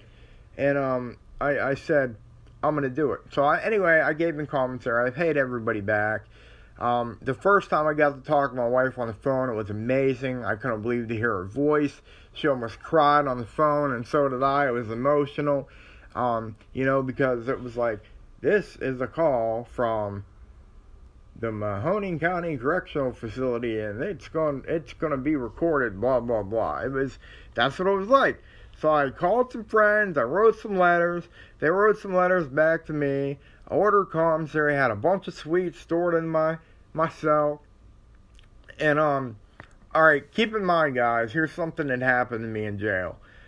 I go to the bathroom a lot, okay, like, I have diarrhea a lot, because I don't have a colon, so I'm constantly going to the bathroom. So in jail, you go up there in your cell, and basically everybody can see you sit down in the toilet, and mine's kind of loud and explodes. But you know what? I've seen so many men take a poop, it ain't even funny. So I went, it was nighttime. It was nighttime in jail. We were, all right, well, first of all, let me tell you, you were locked down for an hour and a half during the day. And then from 6 p.m. to 8:30 a.m., you were on lockdown to the next day. So from 6 p.m. to 8 a.m., you were locked down before you got let back out. So you're in that cell for a long time. And during the day, they lock you down for an hour and a half. Okay, and then like if you get commissary, that's when they give it to you, is when you're in lockdown. They call your name, you go down there and you get it, blah, blah, blah. But everybody sees that you got a big bag of goodies. Everybody does. So I ate my sweets, I was doing whatever. I paid off, you know, my debt supposedly, or at least, you know, I helped people out. I wrote some letters. I got some letters back. I really appreciate it. I was reading the Bible. I actually read 2 books in the Bible. I was doing pretty good. And it was interesting to me, but a lot of it I just didn't understand. And a lot of it was just like, are you freaking kidding me, man? This is crazy. I'm being dead serious. So I bought this thing. I'll show you. I gotta get up. I bought this thing. Oh, man. Whew. Dizzy when I stood up. I bought this thing called the Wonder Bible, okay? It's the whole Bible. Oh, man, I gotta sit down. It's the whole Bible, and it reads it to you, okay? So it's like an auto Bible, so it's really cool. I need to listen to it more. But I got that told because I just can't read. I can't pronounce the punctuation. I don't understand it. Well, anyways, I got to know people, and eventually there was one night where I went to bed, and guess what? I had an accident. I shit myself in my sleep. Now, guys, that sounds gross and all, but keep in mind, I don't have a colon. Okay, I don't have a lot of organs, and I have to go to the bathroom a lot. And sometimes I don't care what anybody says. I have to wear a diaper to bed sometimes. I'm gonna go buy a pack of diapers. I got to go buy a pack of diapers because yesterday, seriously, at home, I woke up, I went to the bathroom, had to get a shower and clean up, change clothes, came out here, fell back asleep, I shit myself again. So I got up, I went back there, cleaned up, and then I had to put dirty clothes on. It was laundry day. A lot of you heard me talking about doing laundry yesterday and all that crap, and, going out with my wife and doing all this stuff. Blah, blah, blah. Food shopping, but we actually changed that to doing it today, and we're going to do it. We were going to do it yesterday. But ultimately, guys, we had to wash the blankets and the bed, obviously, so they're nice and clean. All your clothes are nice and clean, which I don't have much clothes at all. I can't afford to buy them. We make it paycheck to paycheck. I have a GoFundMe. If any of you guys want a personal GoFundMe to where you can help me out because we're trying to get a better car and leave. I'm not getting into that. That's about jail. So, the jail, I didn't know what to do, man. There was a panic button that's in the cell, and you push it for emergencies, and the cop or the deputy will come up and say what's wrong, or he'll talk you through an intercom or something like that. So I just remember he did his rounds. Okay, and I stood at the door. And when he came by and he looked in my window, because they do that like every 30 minutes, I knocked on it. And he said, yeah. And he happened to be a very nice deputy. I want to tell you guys, there are very nice deputies in jail, and there are very corrupt deputies. There's some very bad ones that treat you like shit. But anyway, I knocked on the door, and he could hear me through the window, and I said, guy, I had an accident in my pants. And he opened up my cell, and he said, you know what? He's like, let's get you a shower, let's get you some clean clothes, and I explained to him my situation, that I don't have a colon, but I have. And he said, big guy, you don't got to tell me anything. He's like, just get your shower, you're good to go. He's like, it's all good. He's really, really nice, really polite guy. So at like 4 or 3 in the morning, I'm getting a shower, and people that wake up or whatever can see me getting a shower, and they're wondering, why is he out of his cell? Nobody's allowed out of their cell in lockdown, especially to get a shower. So I went to the bathroom, in my pants, I got a shower, and then I thanked him so much that I went back up. And from that moment on, before I went to bed, I stayed up late in my cell, and I made sure I let everything out going number 2, if you know what I mean. I really did. I really did, and I never did it again. I had no more accidents in the 14 days. There were some fights in there. Here's one thing. There was a guy I got to know. I really liked him. He was in there for some pretty violent shit, and that I don't like and I don't respect, but I respect him as a person. It's kind of like a deputy guarding a killer that's on death row. They did something real bad, but somehow during the years that they're together, they build a relationship.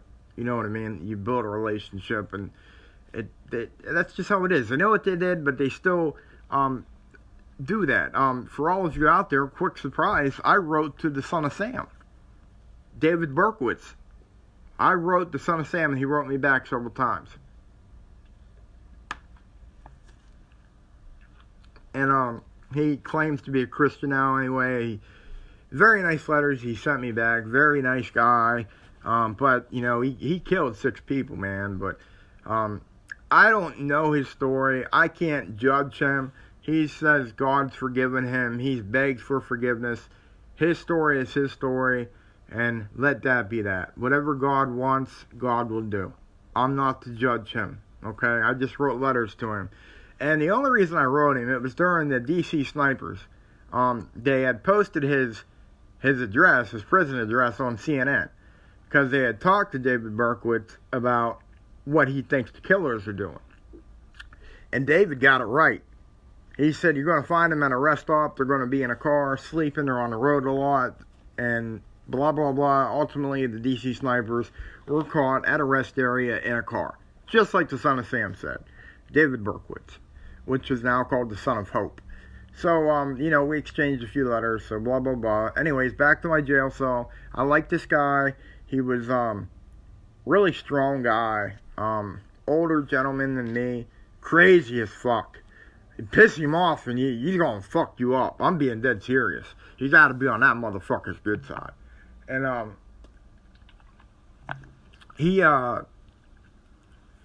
there was another guy in there, and they almost got into a fight, and this guy only had a certain amount of time left. I think he only had 8 or 9 days left to go.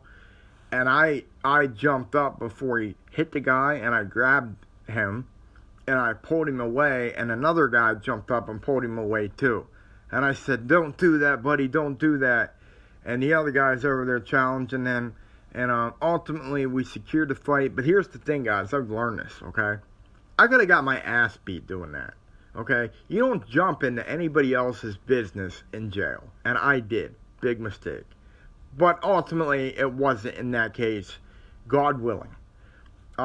So I saved that one guy from getting splattered. And, the guys, and it was actually, that day, it was a female officer. Basically, why they fought is because he was a trusted member, a trustee. So when they would do lockdown, 2 guys would be outside cleaning the whole pod and mopping it. And he was one of the guys that did that, and he had to clean up all the messes. If somebody urinated in a cell or pooped in a cell, he had to clean it up, ultimately, him and another guy. So this guy came out right in front of him and said, "Why don't you clean this up?" and just poured crap on the floor. I could not believe it. I was like, damn!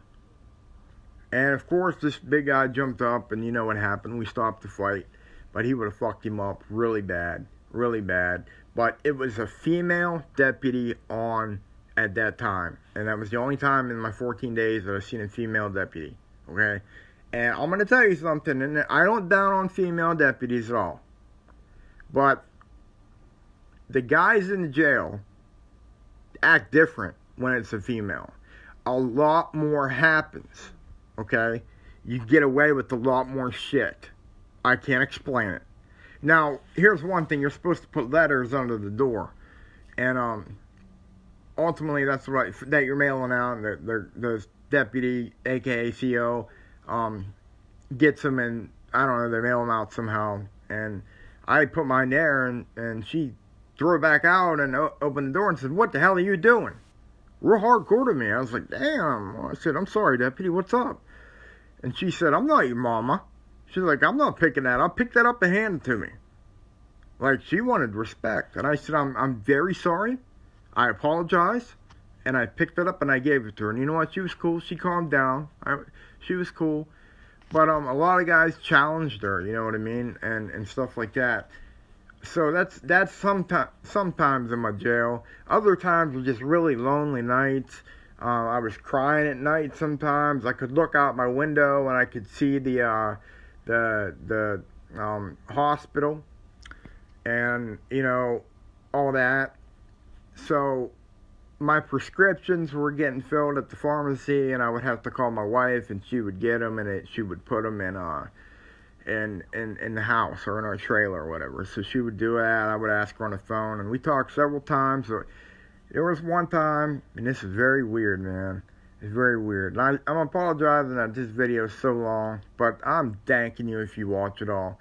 There was one time I had a visitor. You gotta do this thing for visitation. A jailman actually told me how to, get visitation in the jail cell. So for that, I gave him some of my commentary as well. And I did that, and the date was set up to meet Christina, my wife. And she came in, and they said, "Shawn, it's time to go." And I was like, he's like, "You got your visitor." And upstairs, my cell's upstairs, and there's a hall that goes that way, and then it turns and goes that way. And at the end of that way, there's a door. and you open that door up, and there you go, walk up a set of stairs, and there's a thing of a whole bunch of phones and a whole bunch of windows. And the deputy told me, use this phone because he can hear better. So that was cool of him. So I used that phone. I seen my wife. She was beautiful, dressed up for me, real pretty. Came to visit me, and we picked up the phone and we're talking and, you know, kind of touching on the glass. And I said, can you believe this, Christina? Can you believe that we're talking like this? I'm in a jail suit in orange. I'm behind the glass. I'm on a phone and I'm talking to her. The shit you see on TV. And I had 30 minutes. I was only allowed 30 minutes. So we talked and it was very hard. You hear a beep, like the cell door open up, and you know when the time's up.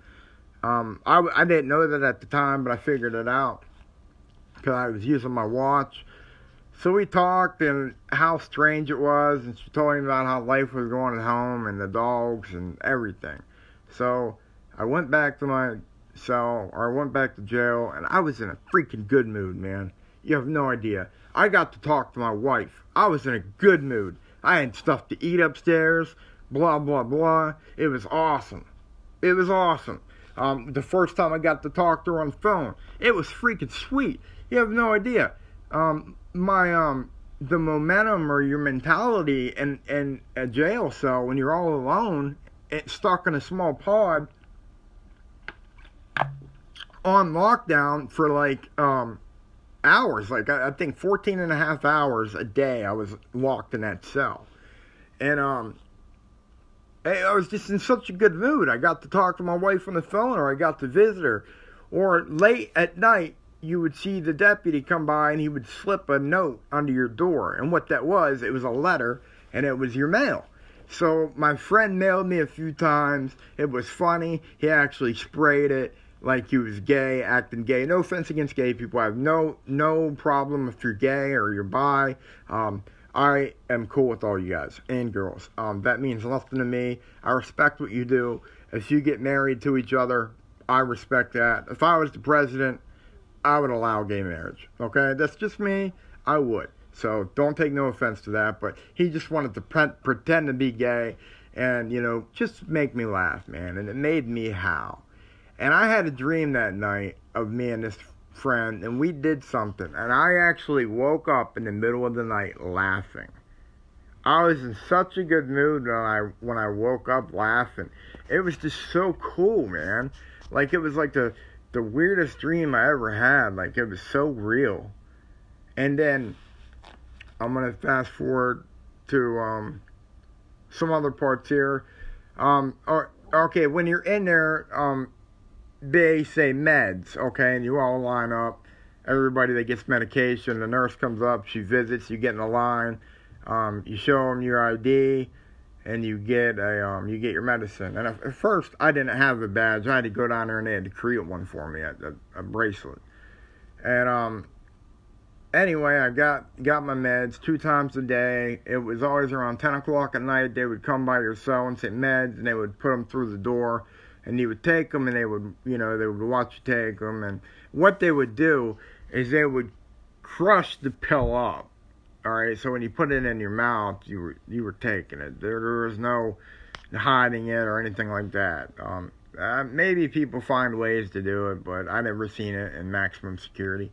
So they make sure you take your pills, and then you just go back to bed. It was really hard to sleep, but all right, let's fast forward now, because not much really happened when I was in jail. I was getting used to it. I was getting phone calls, they couldn't call me. I was phone calling. I got commissary to eat on.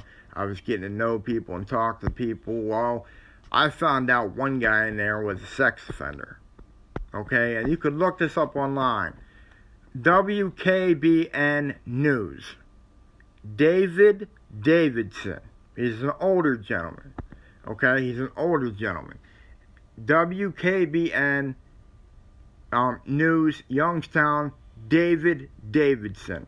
Type that up and you'll see a video of him. I just seen it live on TV, and it's on the internet too, of him getting sentenced in court. He went to trial. And guys, what he did was he raped his nieces and granddaughters. Or his granddaughters. Yeah, it was his granddaughter. She raped him. Unbelievable. That's the guy that gave me the stamp, and I was real cool with, too. And when I found out what he did in there, he's like, it was weird because I was sitting down, and really everybody says, what are you in here for, man? And, we got to talking. Pretty much everybody was a felon. I think I was the only misdemeanor. And so I was talking, and this one guy, the guy that I was talking about that's in jail for 10 years, he said, you know why I'm here? And I said, no. And he poked me. He poked me in the belly, which I thought was weird. And I said, what? He said, that's why. I said, what the hell does that mean? And he basically explained to me that he was being accused of molesting children and his granddaughters or whatever, and he didn't do it. And he swore he didn't do it, and he was reading the Bible every day. And I said, you know what? God's going to give you what you deserve, man. And if that's what you're in for, God's going to give you what you deserve. If you're guilty or innocent, no matter what it is, you're going to get what you deserve, in my opinion. And he did. And once I found out what he did, he found out that I was like he noticed that I stayed distant from him. Because there was one time when we were in the gymnasium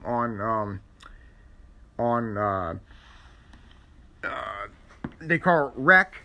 You go to rec, you can shoot hoops, you can just walk around on the basketball court, and that's what I did. I walked around on the basketball court, and I seen David sitting down, and he was crying. And I sat down by him, and I kind of consoled him a little bit. I told him everything was going to be all right. And everybody was kind of looking at me. Everybody stayed away from him. But keep in mind, this is before I knew what he was in for. I didn't know he was in for child molestation. That guy should have actually been... I'm sorry, somebody from Colorado Springs was calling me. I have no idea who it is. I just hung up on him. Maybe they'll leave a message. But I consulted him, and then eventually I got to talking, and he told me about what he was in for, and I looked at him different, and I was acting, I was very distant with him. And, I would talk to him if he asked me a question or something like that, but that was pretty much it. And this one guy were there talking, and, we were talking about how I consoled him. And I said, I can't believe I did that to a child molester. I can't believe it. I really looked down on that. And we got to laughing and telling stories about him. Everybody knew what he did. Everybody wanted to kick his ass. That guy was a threat. People wanted to kill him. He blabbed what he did to everybody. Now, I told everybody what I did, but that's what I did. Everybody shared what they did. The rule of thumb in there pretty much was don't give away your court case or something like that, but everybody did. Everybody talked about it, whether they were given false information or true information, I don't know. But David Davidson was actually indicted in December, and it was in the newspaper, and all of us read it in the jail. And some people that didn't know were pissed. They knew what he was in there for then. They found out. So somebody challenged him. And David actually faked that he had a heart attack. He dropped on the floor. The deputy came out. Everybody's looking at him. I was like, whoa. And this guy came up and lifted his head. He was real limp and he slipped back. And the deputy looked at him and said, I'm not putting up with this shit anymore. Get up. And that's what he said to him. But I understand why, because later on I found out that he faked that stuff all the time just so he could be brought to the nurse's station and cared for and given good medication.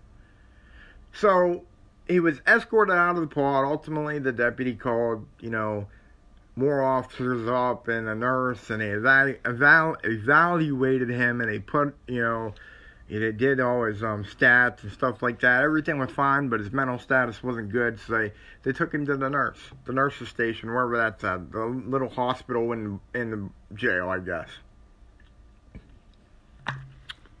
A medical pod, which is a lot less strict. So he would go down there, and they gave him stuff to sleep, and he was able to sleep and had a real good time, and came back and looked like a whole different person, and the guy didn't challenge him anymore. I'm not going to... That guy that challenged him had just got introduced to the pod. Okay, he just got, like, brought in, and everybody kind of looked at him and was sizing him up. He was a big-ass dude. He was, like, 6'4".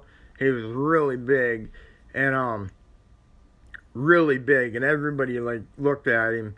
He was the one that wanted to beat David's ass, and anyway, that never happened, and, I got, on Christmas Eve, okay, they were dropping off care packages for people to open, like packages that you could open, and it had a whole bunch of goods in it, okay? I was pre-diabetic at the time, so the nurse was having to take my blood all the time and see where my sugar levels were. So I was pre-diabetic before I had half my pancreas removed. Now I'm full diabetic, which is, you know, right here. That's what my stuff is. That's my everyday, all-day medicine. I haven't even taken my sugar yet because of the herb I'm on. It helps me. It helps me. It's called kratom. For some reason, it helps me. My blood sugar is great, and I don't have to take it that much. But now and then I do. And actually, I'm getting hungry as hell. Man, I've been talking a long time. All right. So anyway, the commissary. There was one guy I got to talking to. And I really liked him. And when he got out, he was going to be he wanted to open up his own ministry. Okay, very cool guy. Tough looking guy, too, man. Like, somebody you don't really want to fuck with. But, I liked him. And he gave me a whole pad of paper one time. And I was like, dude, are you serious? Like, yeah, take it, man. You need it more than I do. I'm just reading the Bible. And every day, all day, he would sit there and read the Bible. Or come out and talk to me. A lot of people would just go lay in their cells because they couldn't stand being around David Davidson. He would talk a lot, and they didn't like his conversations. Everybody wanted to avoid him, so they went to their cells. And they stayed there all day, pretty much. It was weird. Nobody wanted to be around him, but when he went to the nurse's station, everybody came out and was talking about it and saying why they were in their cell. Anyway, it came December 24th, my last day in jail, Okay, this is where it gets testy. The closer you get to a holiday like Christmas, okay, is when people become more agitated. They get more pissed. They want to fight more. Everybody's aggravated. I had somebody in the pod or the hole knock on the glass to get my attention. So he's like, "Come here," and I put my ear on the window, and he punched it. That's what he did. He punched it. I looked at him. I just shook my head. And he's like, "That hurt?" I never said anything. I just shook my head and walked away. And it ended up being this big guy's cousin, which is crazy. Go figure. So anyway, I promised this gentleman, when I got my care package, I'm going to give it to you because I get out on Christmas Day. And you guys don't have anything, so I'm going to let you have all my commentary. You really helped me out. I liked you, blah, blah, blah. It's yours. Alright. The day came. The 24th came. Shawn Longkert. I came. I picked up my care package. There was a lot of goodies. I seen a couple things in there that were really good that I could actually eat. I don't have teeth. I'm sorry. Thank God I'm already married or nobody would like me. And no girls would probably find me attractive. I don't have no teeth. I want to get the screw ones that screw in. I lost them because of my ulcerative colitis. But, anyway, I got my commissary and I asked the gentleman that I was going to give it to. I said, "Do you mind if I take these 2 items?" And he said, "Not at all." And I gave him this huge care package, okay? And this 6'4" guy seen that happen. And he walked over and he said, "Whoa, man." He said, "Why are you passing that out to everybody?" I said, "Oh, I'm sorry, dude." I said, I promised him that, because I get out tomorrow. "You get out on Christmas Day?" You know, he kind of got mad at that. One thing I didn't want people knowing that I get out Christmas Day, because people will test you and want to fight you just to keep you in longer. Raimi, you could rewatch this video. It's very long, but I would appreciate it if you watch it. and comment on it. Mandy, and somebody else is watching too. I think it's Mindy. Mindy, and okay, yeah, I would appreciate that. You can continue watching. Anyway, if you have any questions, you can ask me on here right now. If you have any questions, go ahead and ask me because I'm almost done. Anyways, the guy kind of flipped out, was wanting to challenge me, and I sat there, and I said I gave it to him, man. And he's like, well, can I at least have a bag of chips? And dude, I wanted to avoid a fight so bad because I knew not only could I get my ass kicked because of all my health conditions, I can be in jail longer and I'd be put in a hole. And I get out tomorrow. I get to go home to my wife and my dogs tomorrow. Hell yeah, dude. I said, hey, the guy that I gave my commentary to. I said, do you mind if he just has one bag of chips out of that? And he said, not at all, man. Not at all. That's very rude of the guy that did that to me. And there was a guy, he was just a little bit younger than me, Puerto Rican guy. Loved that guy, man. I talked to him forever. He was awesome. He actually stuck up for me. He called that guy out. He said, why are you getting involved in stuff like this? Why you always want to be the man? And they start flipping out. And he's like, oh, I can beat your ass and do this. And ultimately, the guy that sat beside me said, I said what I said, so do what you want to do. Ultimately, that 6'4" guy tried to punk this little dude, and this little dude didn't. Wow, guys, I swear to God, that is so weird. I swear I saw somebody sitting on my bed. I saw a girl was sitting on my bed. I kid you not. Just right now when I looked over there, like a ghost. I swear to God. And I am on Kratom right now, but that has nothing to do with it. You can tell I talk intelligently, but it disappeared as soon as I looked at it. There was a lady sitting on my bed right beside my dog. Okay? Very strange. That's weird. Anyways, the guy gave him a bag of chips, and the little guy didn't get punked out, and it was all good. And it was the girl deputy in there. And you know what? She didn't do shit. She seen that guy yelling and screaming, and she didn't come out and stop it. She seen the fight about to break out that I stopped. She didn't come out and stop it. She didn't do shit. When that girl was in there, that woman, they took advantage of her, man. I'm telling you, they got away with shit. She did not, in my opinion, she did not do her job. And every other officer in there, all right. So anyway, that happened. There was one time, okay, it got to rewind. There was one time that I was out of toilet paper and I had to go real bad.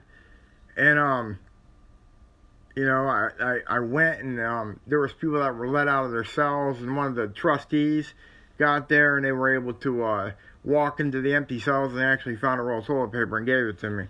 I was like, oh, I appreciate it. You know, because I went down there to the cop, the deputy, and he said, I'm sorry, we're out of toilet paper. I got an order for it. It's coming in. So you're only allowed one roll at a time. Well, anyways, I went through that roll real quick. And I got another roll, but here's me. I like to have 2 rolls of toilet paper because I use the bathroom a lot, and I want to make sure I'm okay.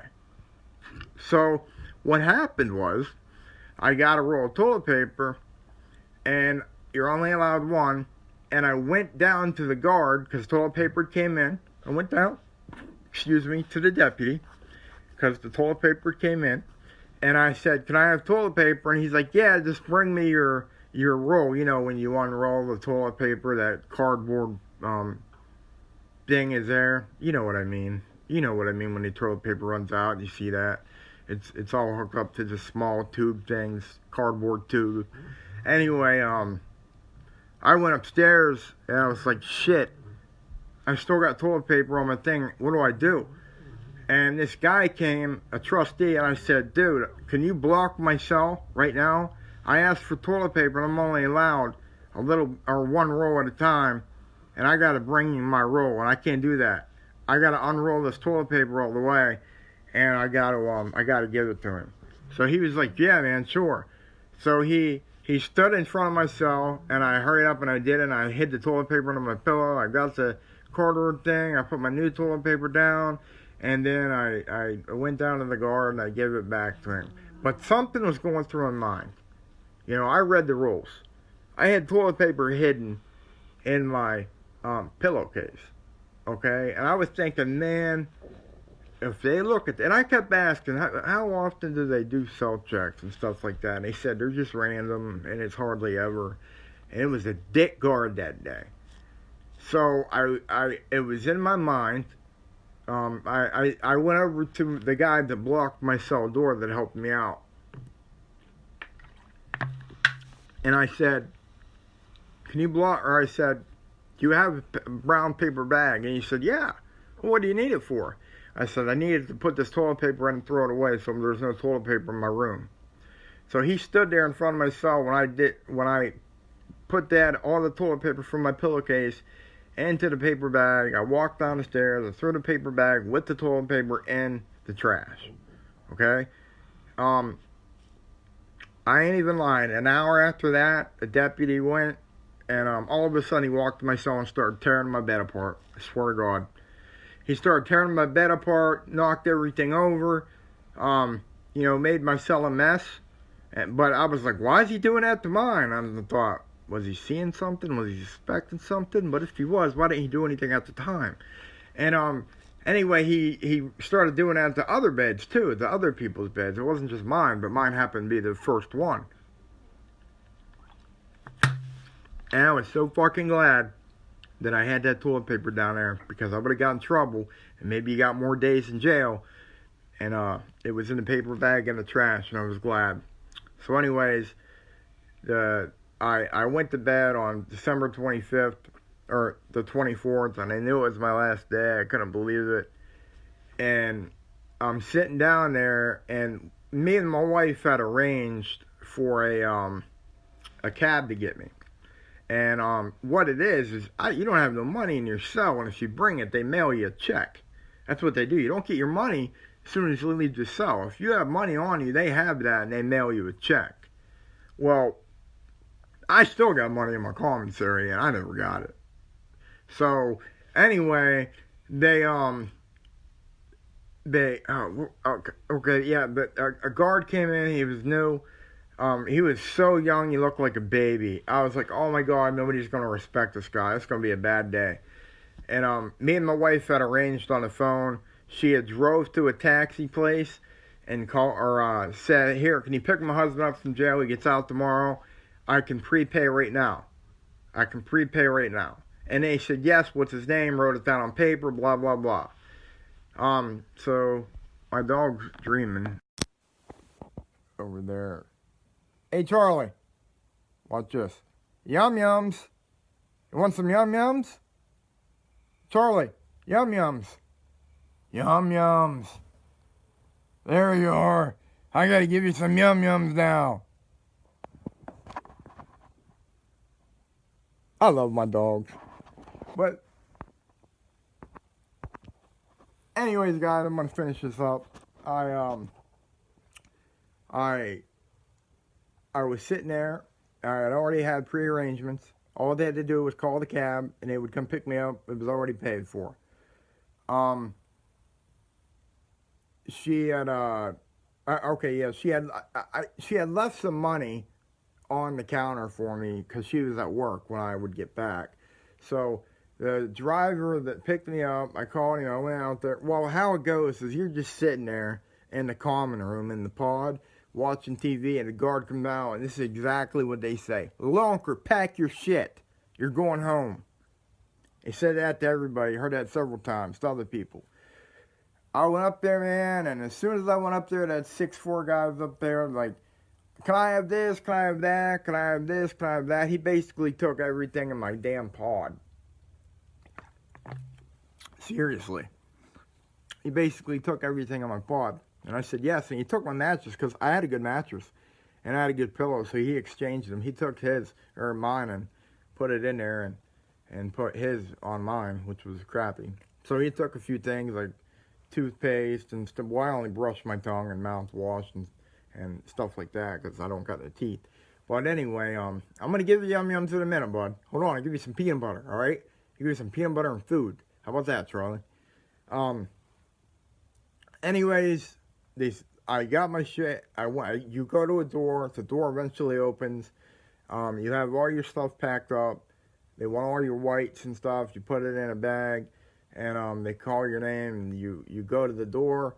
And I remember when I was getting released, I was giving people hugs, man, that I really liked in there, and they were wishing me good luck, and it was really good. I was shaking hands, and I really wished good luck. And one guy, I'm not going to say his name, but he was convicted of something. Well, he was charged with something, and he got out of it. It was a felony, and he really didn't do it. And it was on the news. I kept track of some of these guys, and I could look up and see who's in jail, and he's out, guys. He's out, which is awesome. I love that. I'm so glad he got out. Anyway, the officer takes me to a room. He's real quick.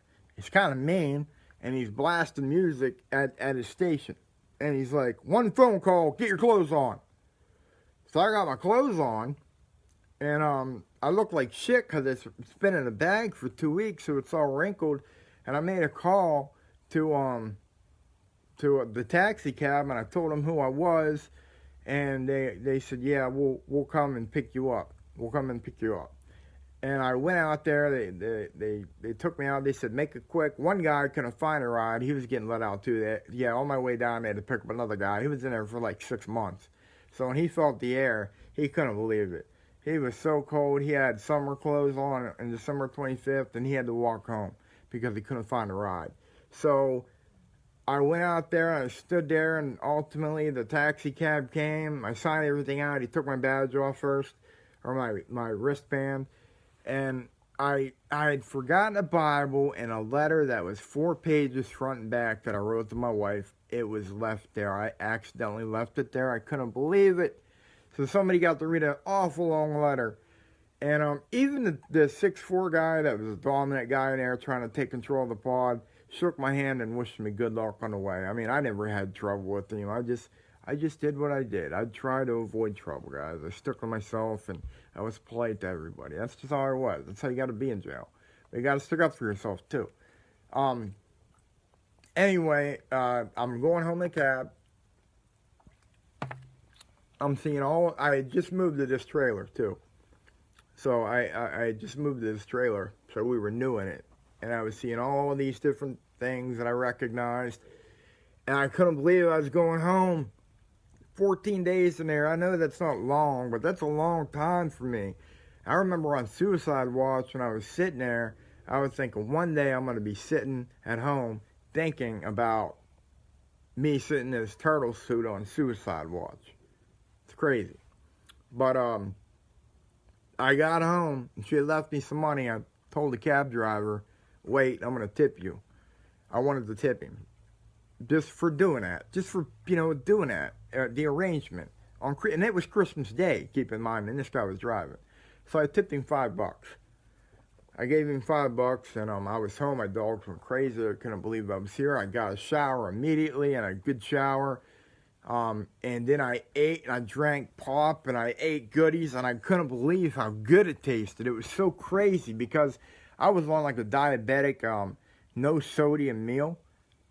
Or low sodium meal. I couldn't believe it, and it was just, the food was the grossest thing in the world, and I gave a lot of it away. And I went from 257 pounds to 199 pounds from the food in there and the condition I had with ulcerative colitis, or not colitis, but chronic pancreatitis, blah, blah, blah. That's how I lost all my weight. I wasn't absorbing nutrients. Ultimately, I had to get half my pancreas removed, my spleen and my gallbladder, and my colon, my rectum, my appendix, and all that good stuff. And it's all gone. And my rectum, I think I said that.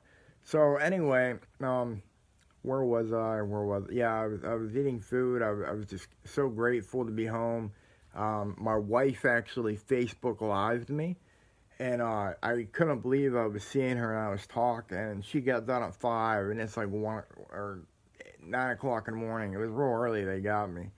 And so I went home, and they dropped me off at Tiffany, thanked me, and I was smiling at my wife, and I was so excited to see her. I was so excited to see my dogs. I had an Xbox One at the time. I couldn't wait to play it. I played a game right away.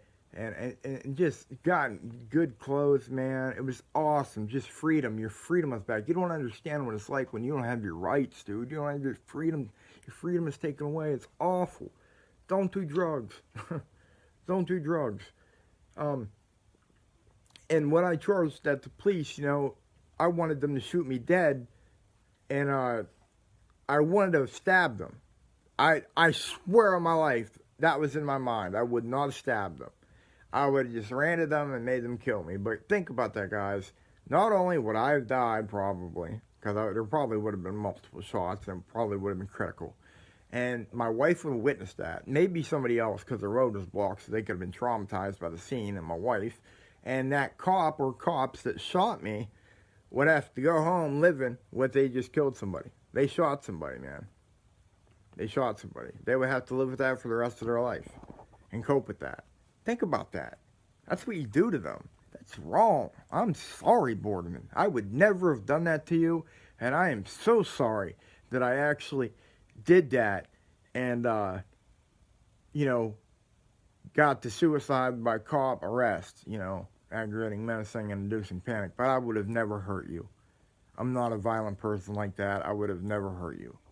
I swear on my life I would have never hurt you. I respect you and what you do. And I thank you for the way you treated me. Seriously, from the bottom of my heart. But I was home, guys. I was talking to my from Facebook Live, playing games, talking to my dogs, had a shower. It was great. I was home, and then at 5 o'clock came. My wife came home, gave her a huge hug. It was amazing seeing her again. It just made our relationship 10 times better. It really did. It just made our relationship so much better. And everybody was telling her she should dump me, and even like the place that she worked said that they were telling her that she should dump me.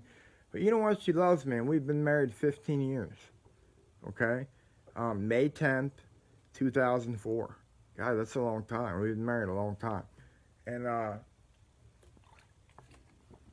am so glad I met her because we relate so well, but then we disagree so well too. It's cool.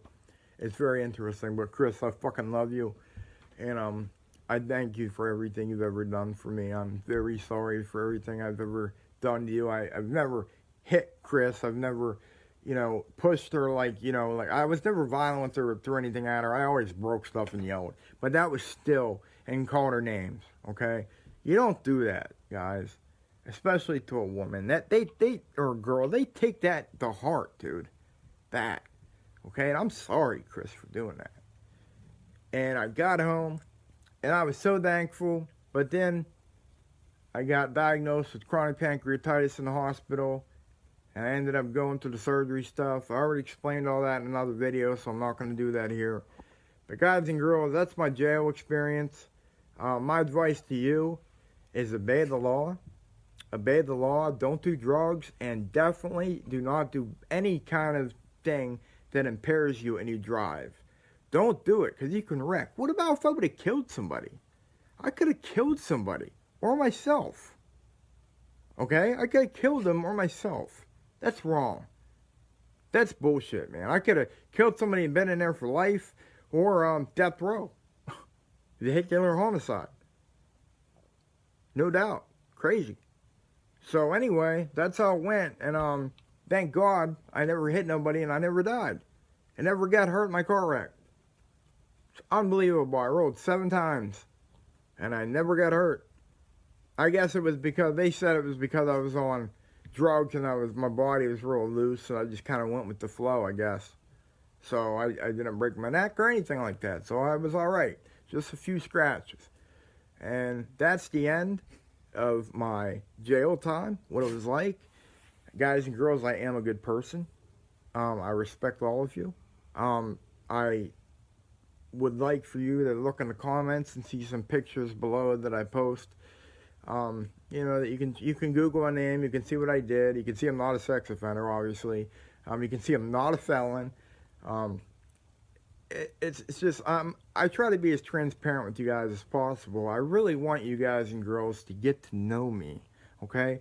I know I'm just a face on the phone, but I want you to get to know me as a person. This is how I really am in real life, This is me. Really, this is me. Alright guys and girls, I appreciate it. Share this video and check out the comments below. Thank you very much.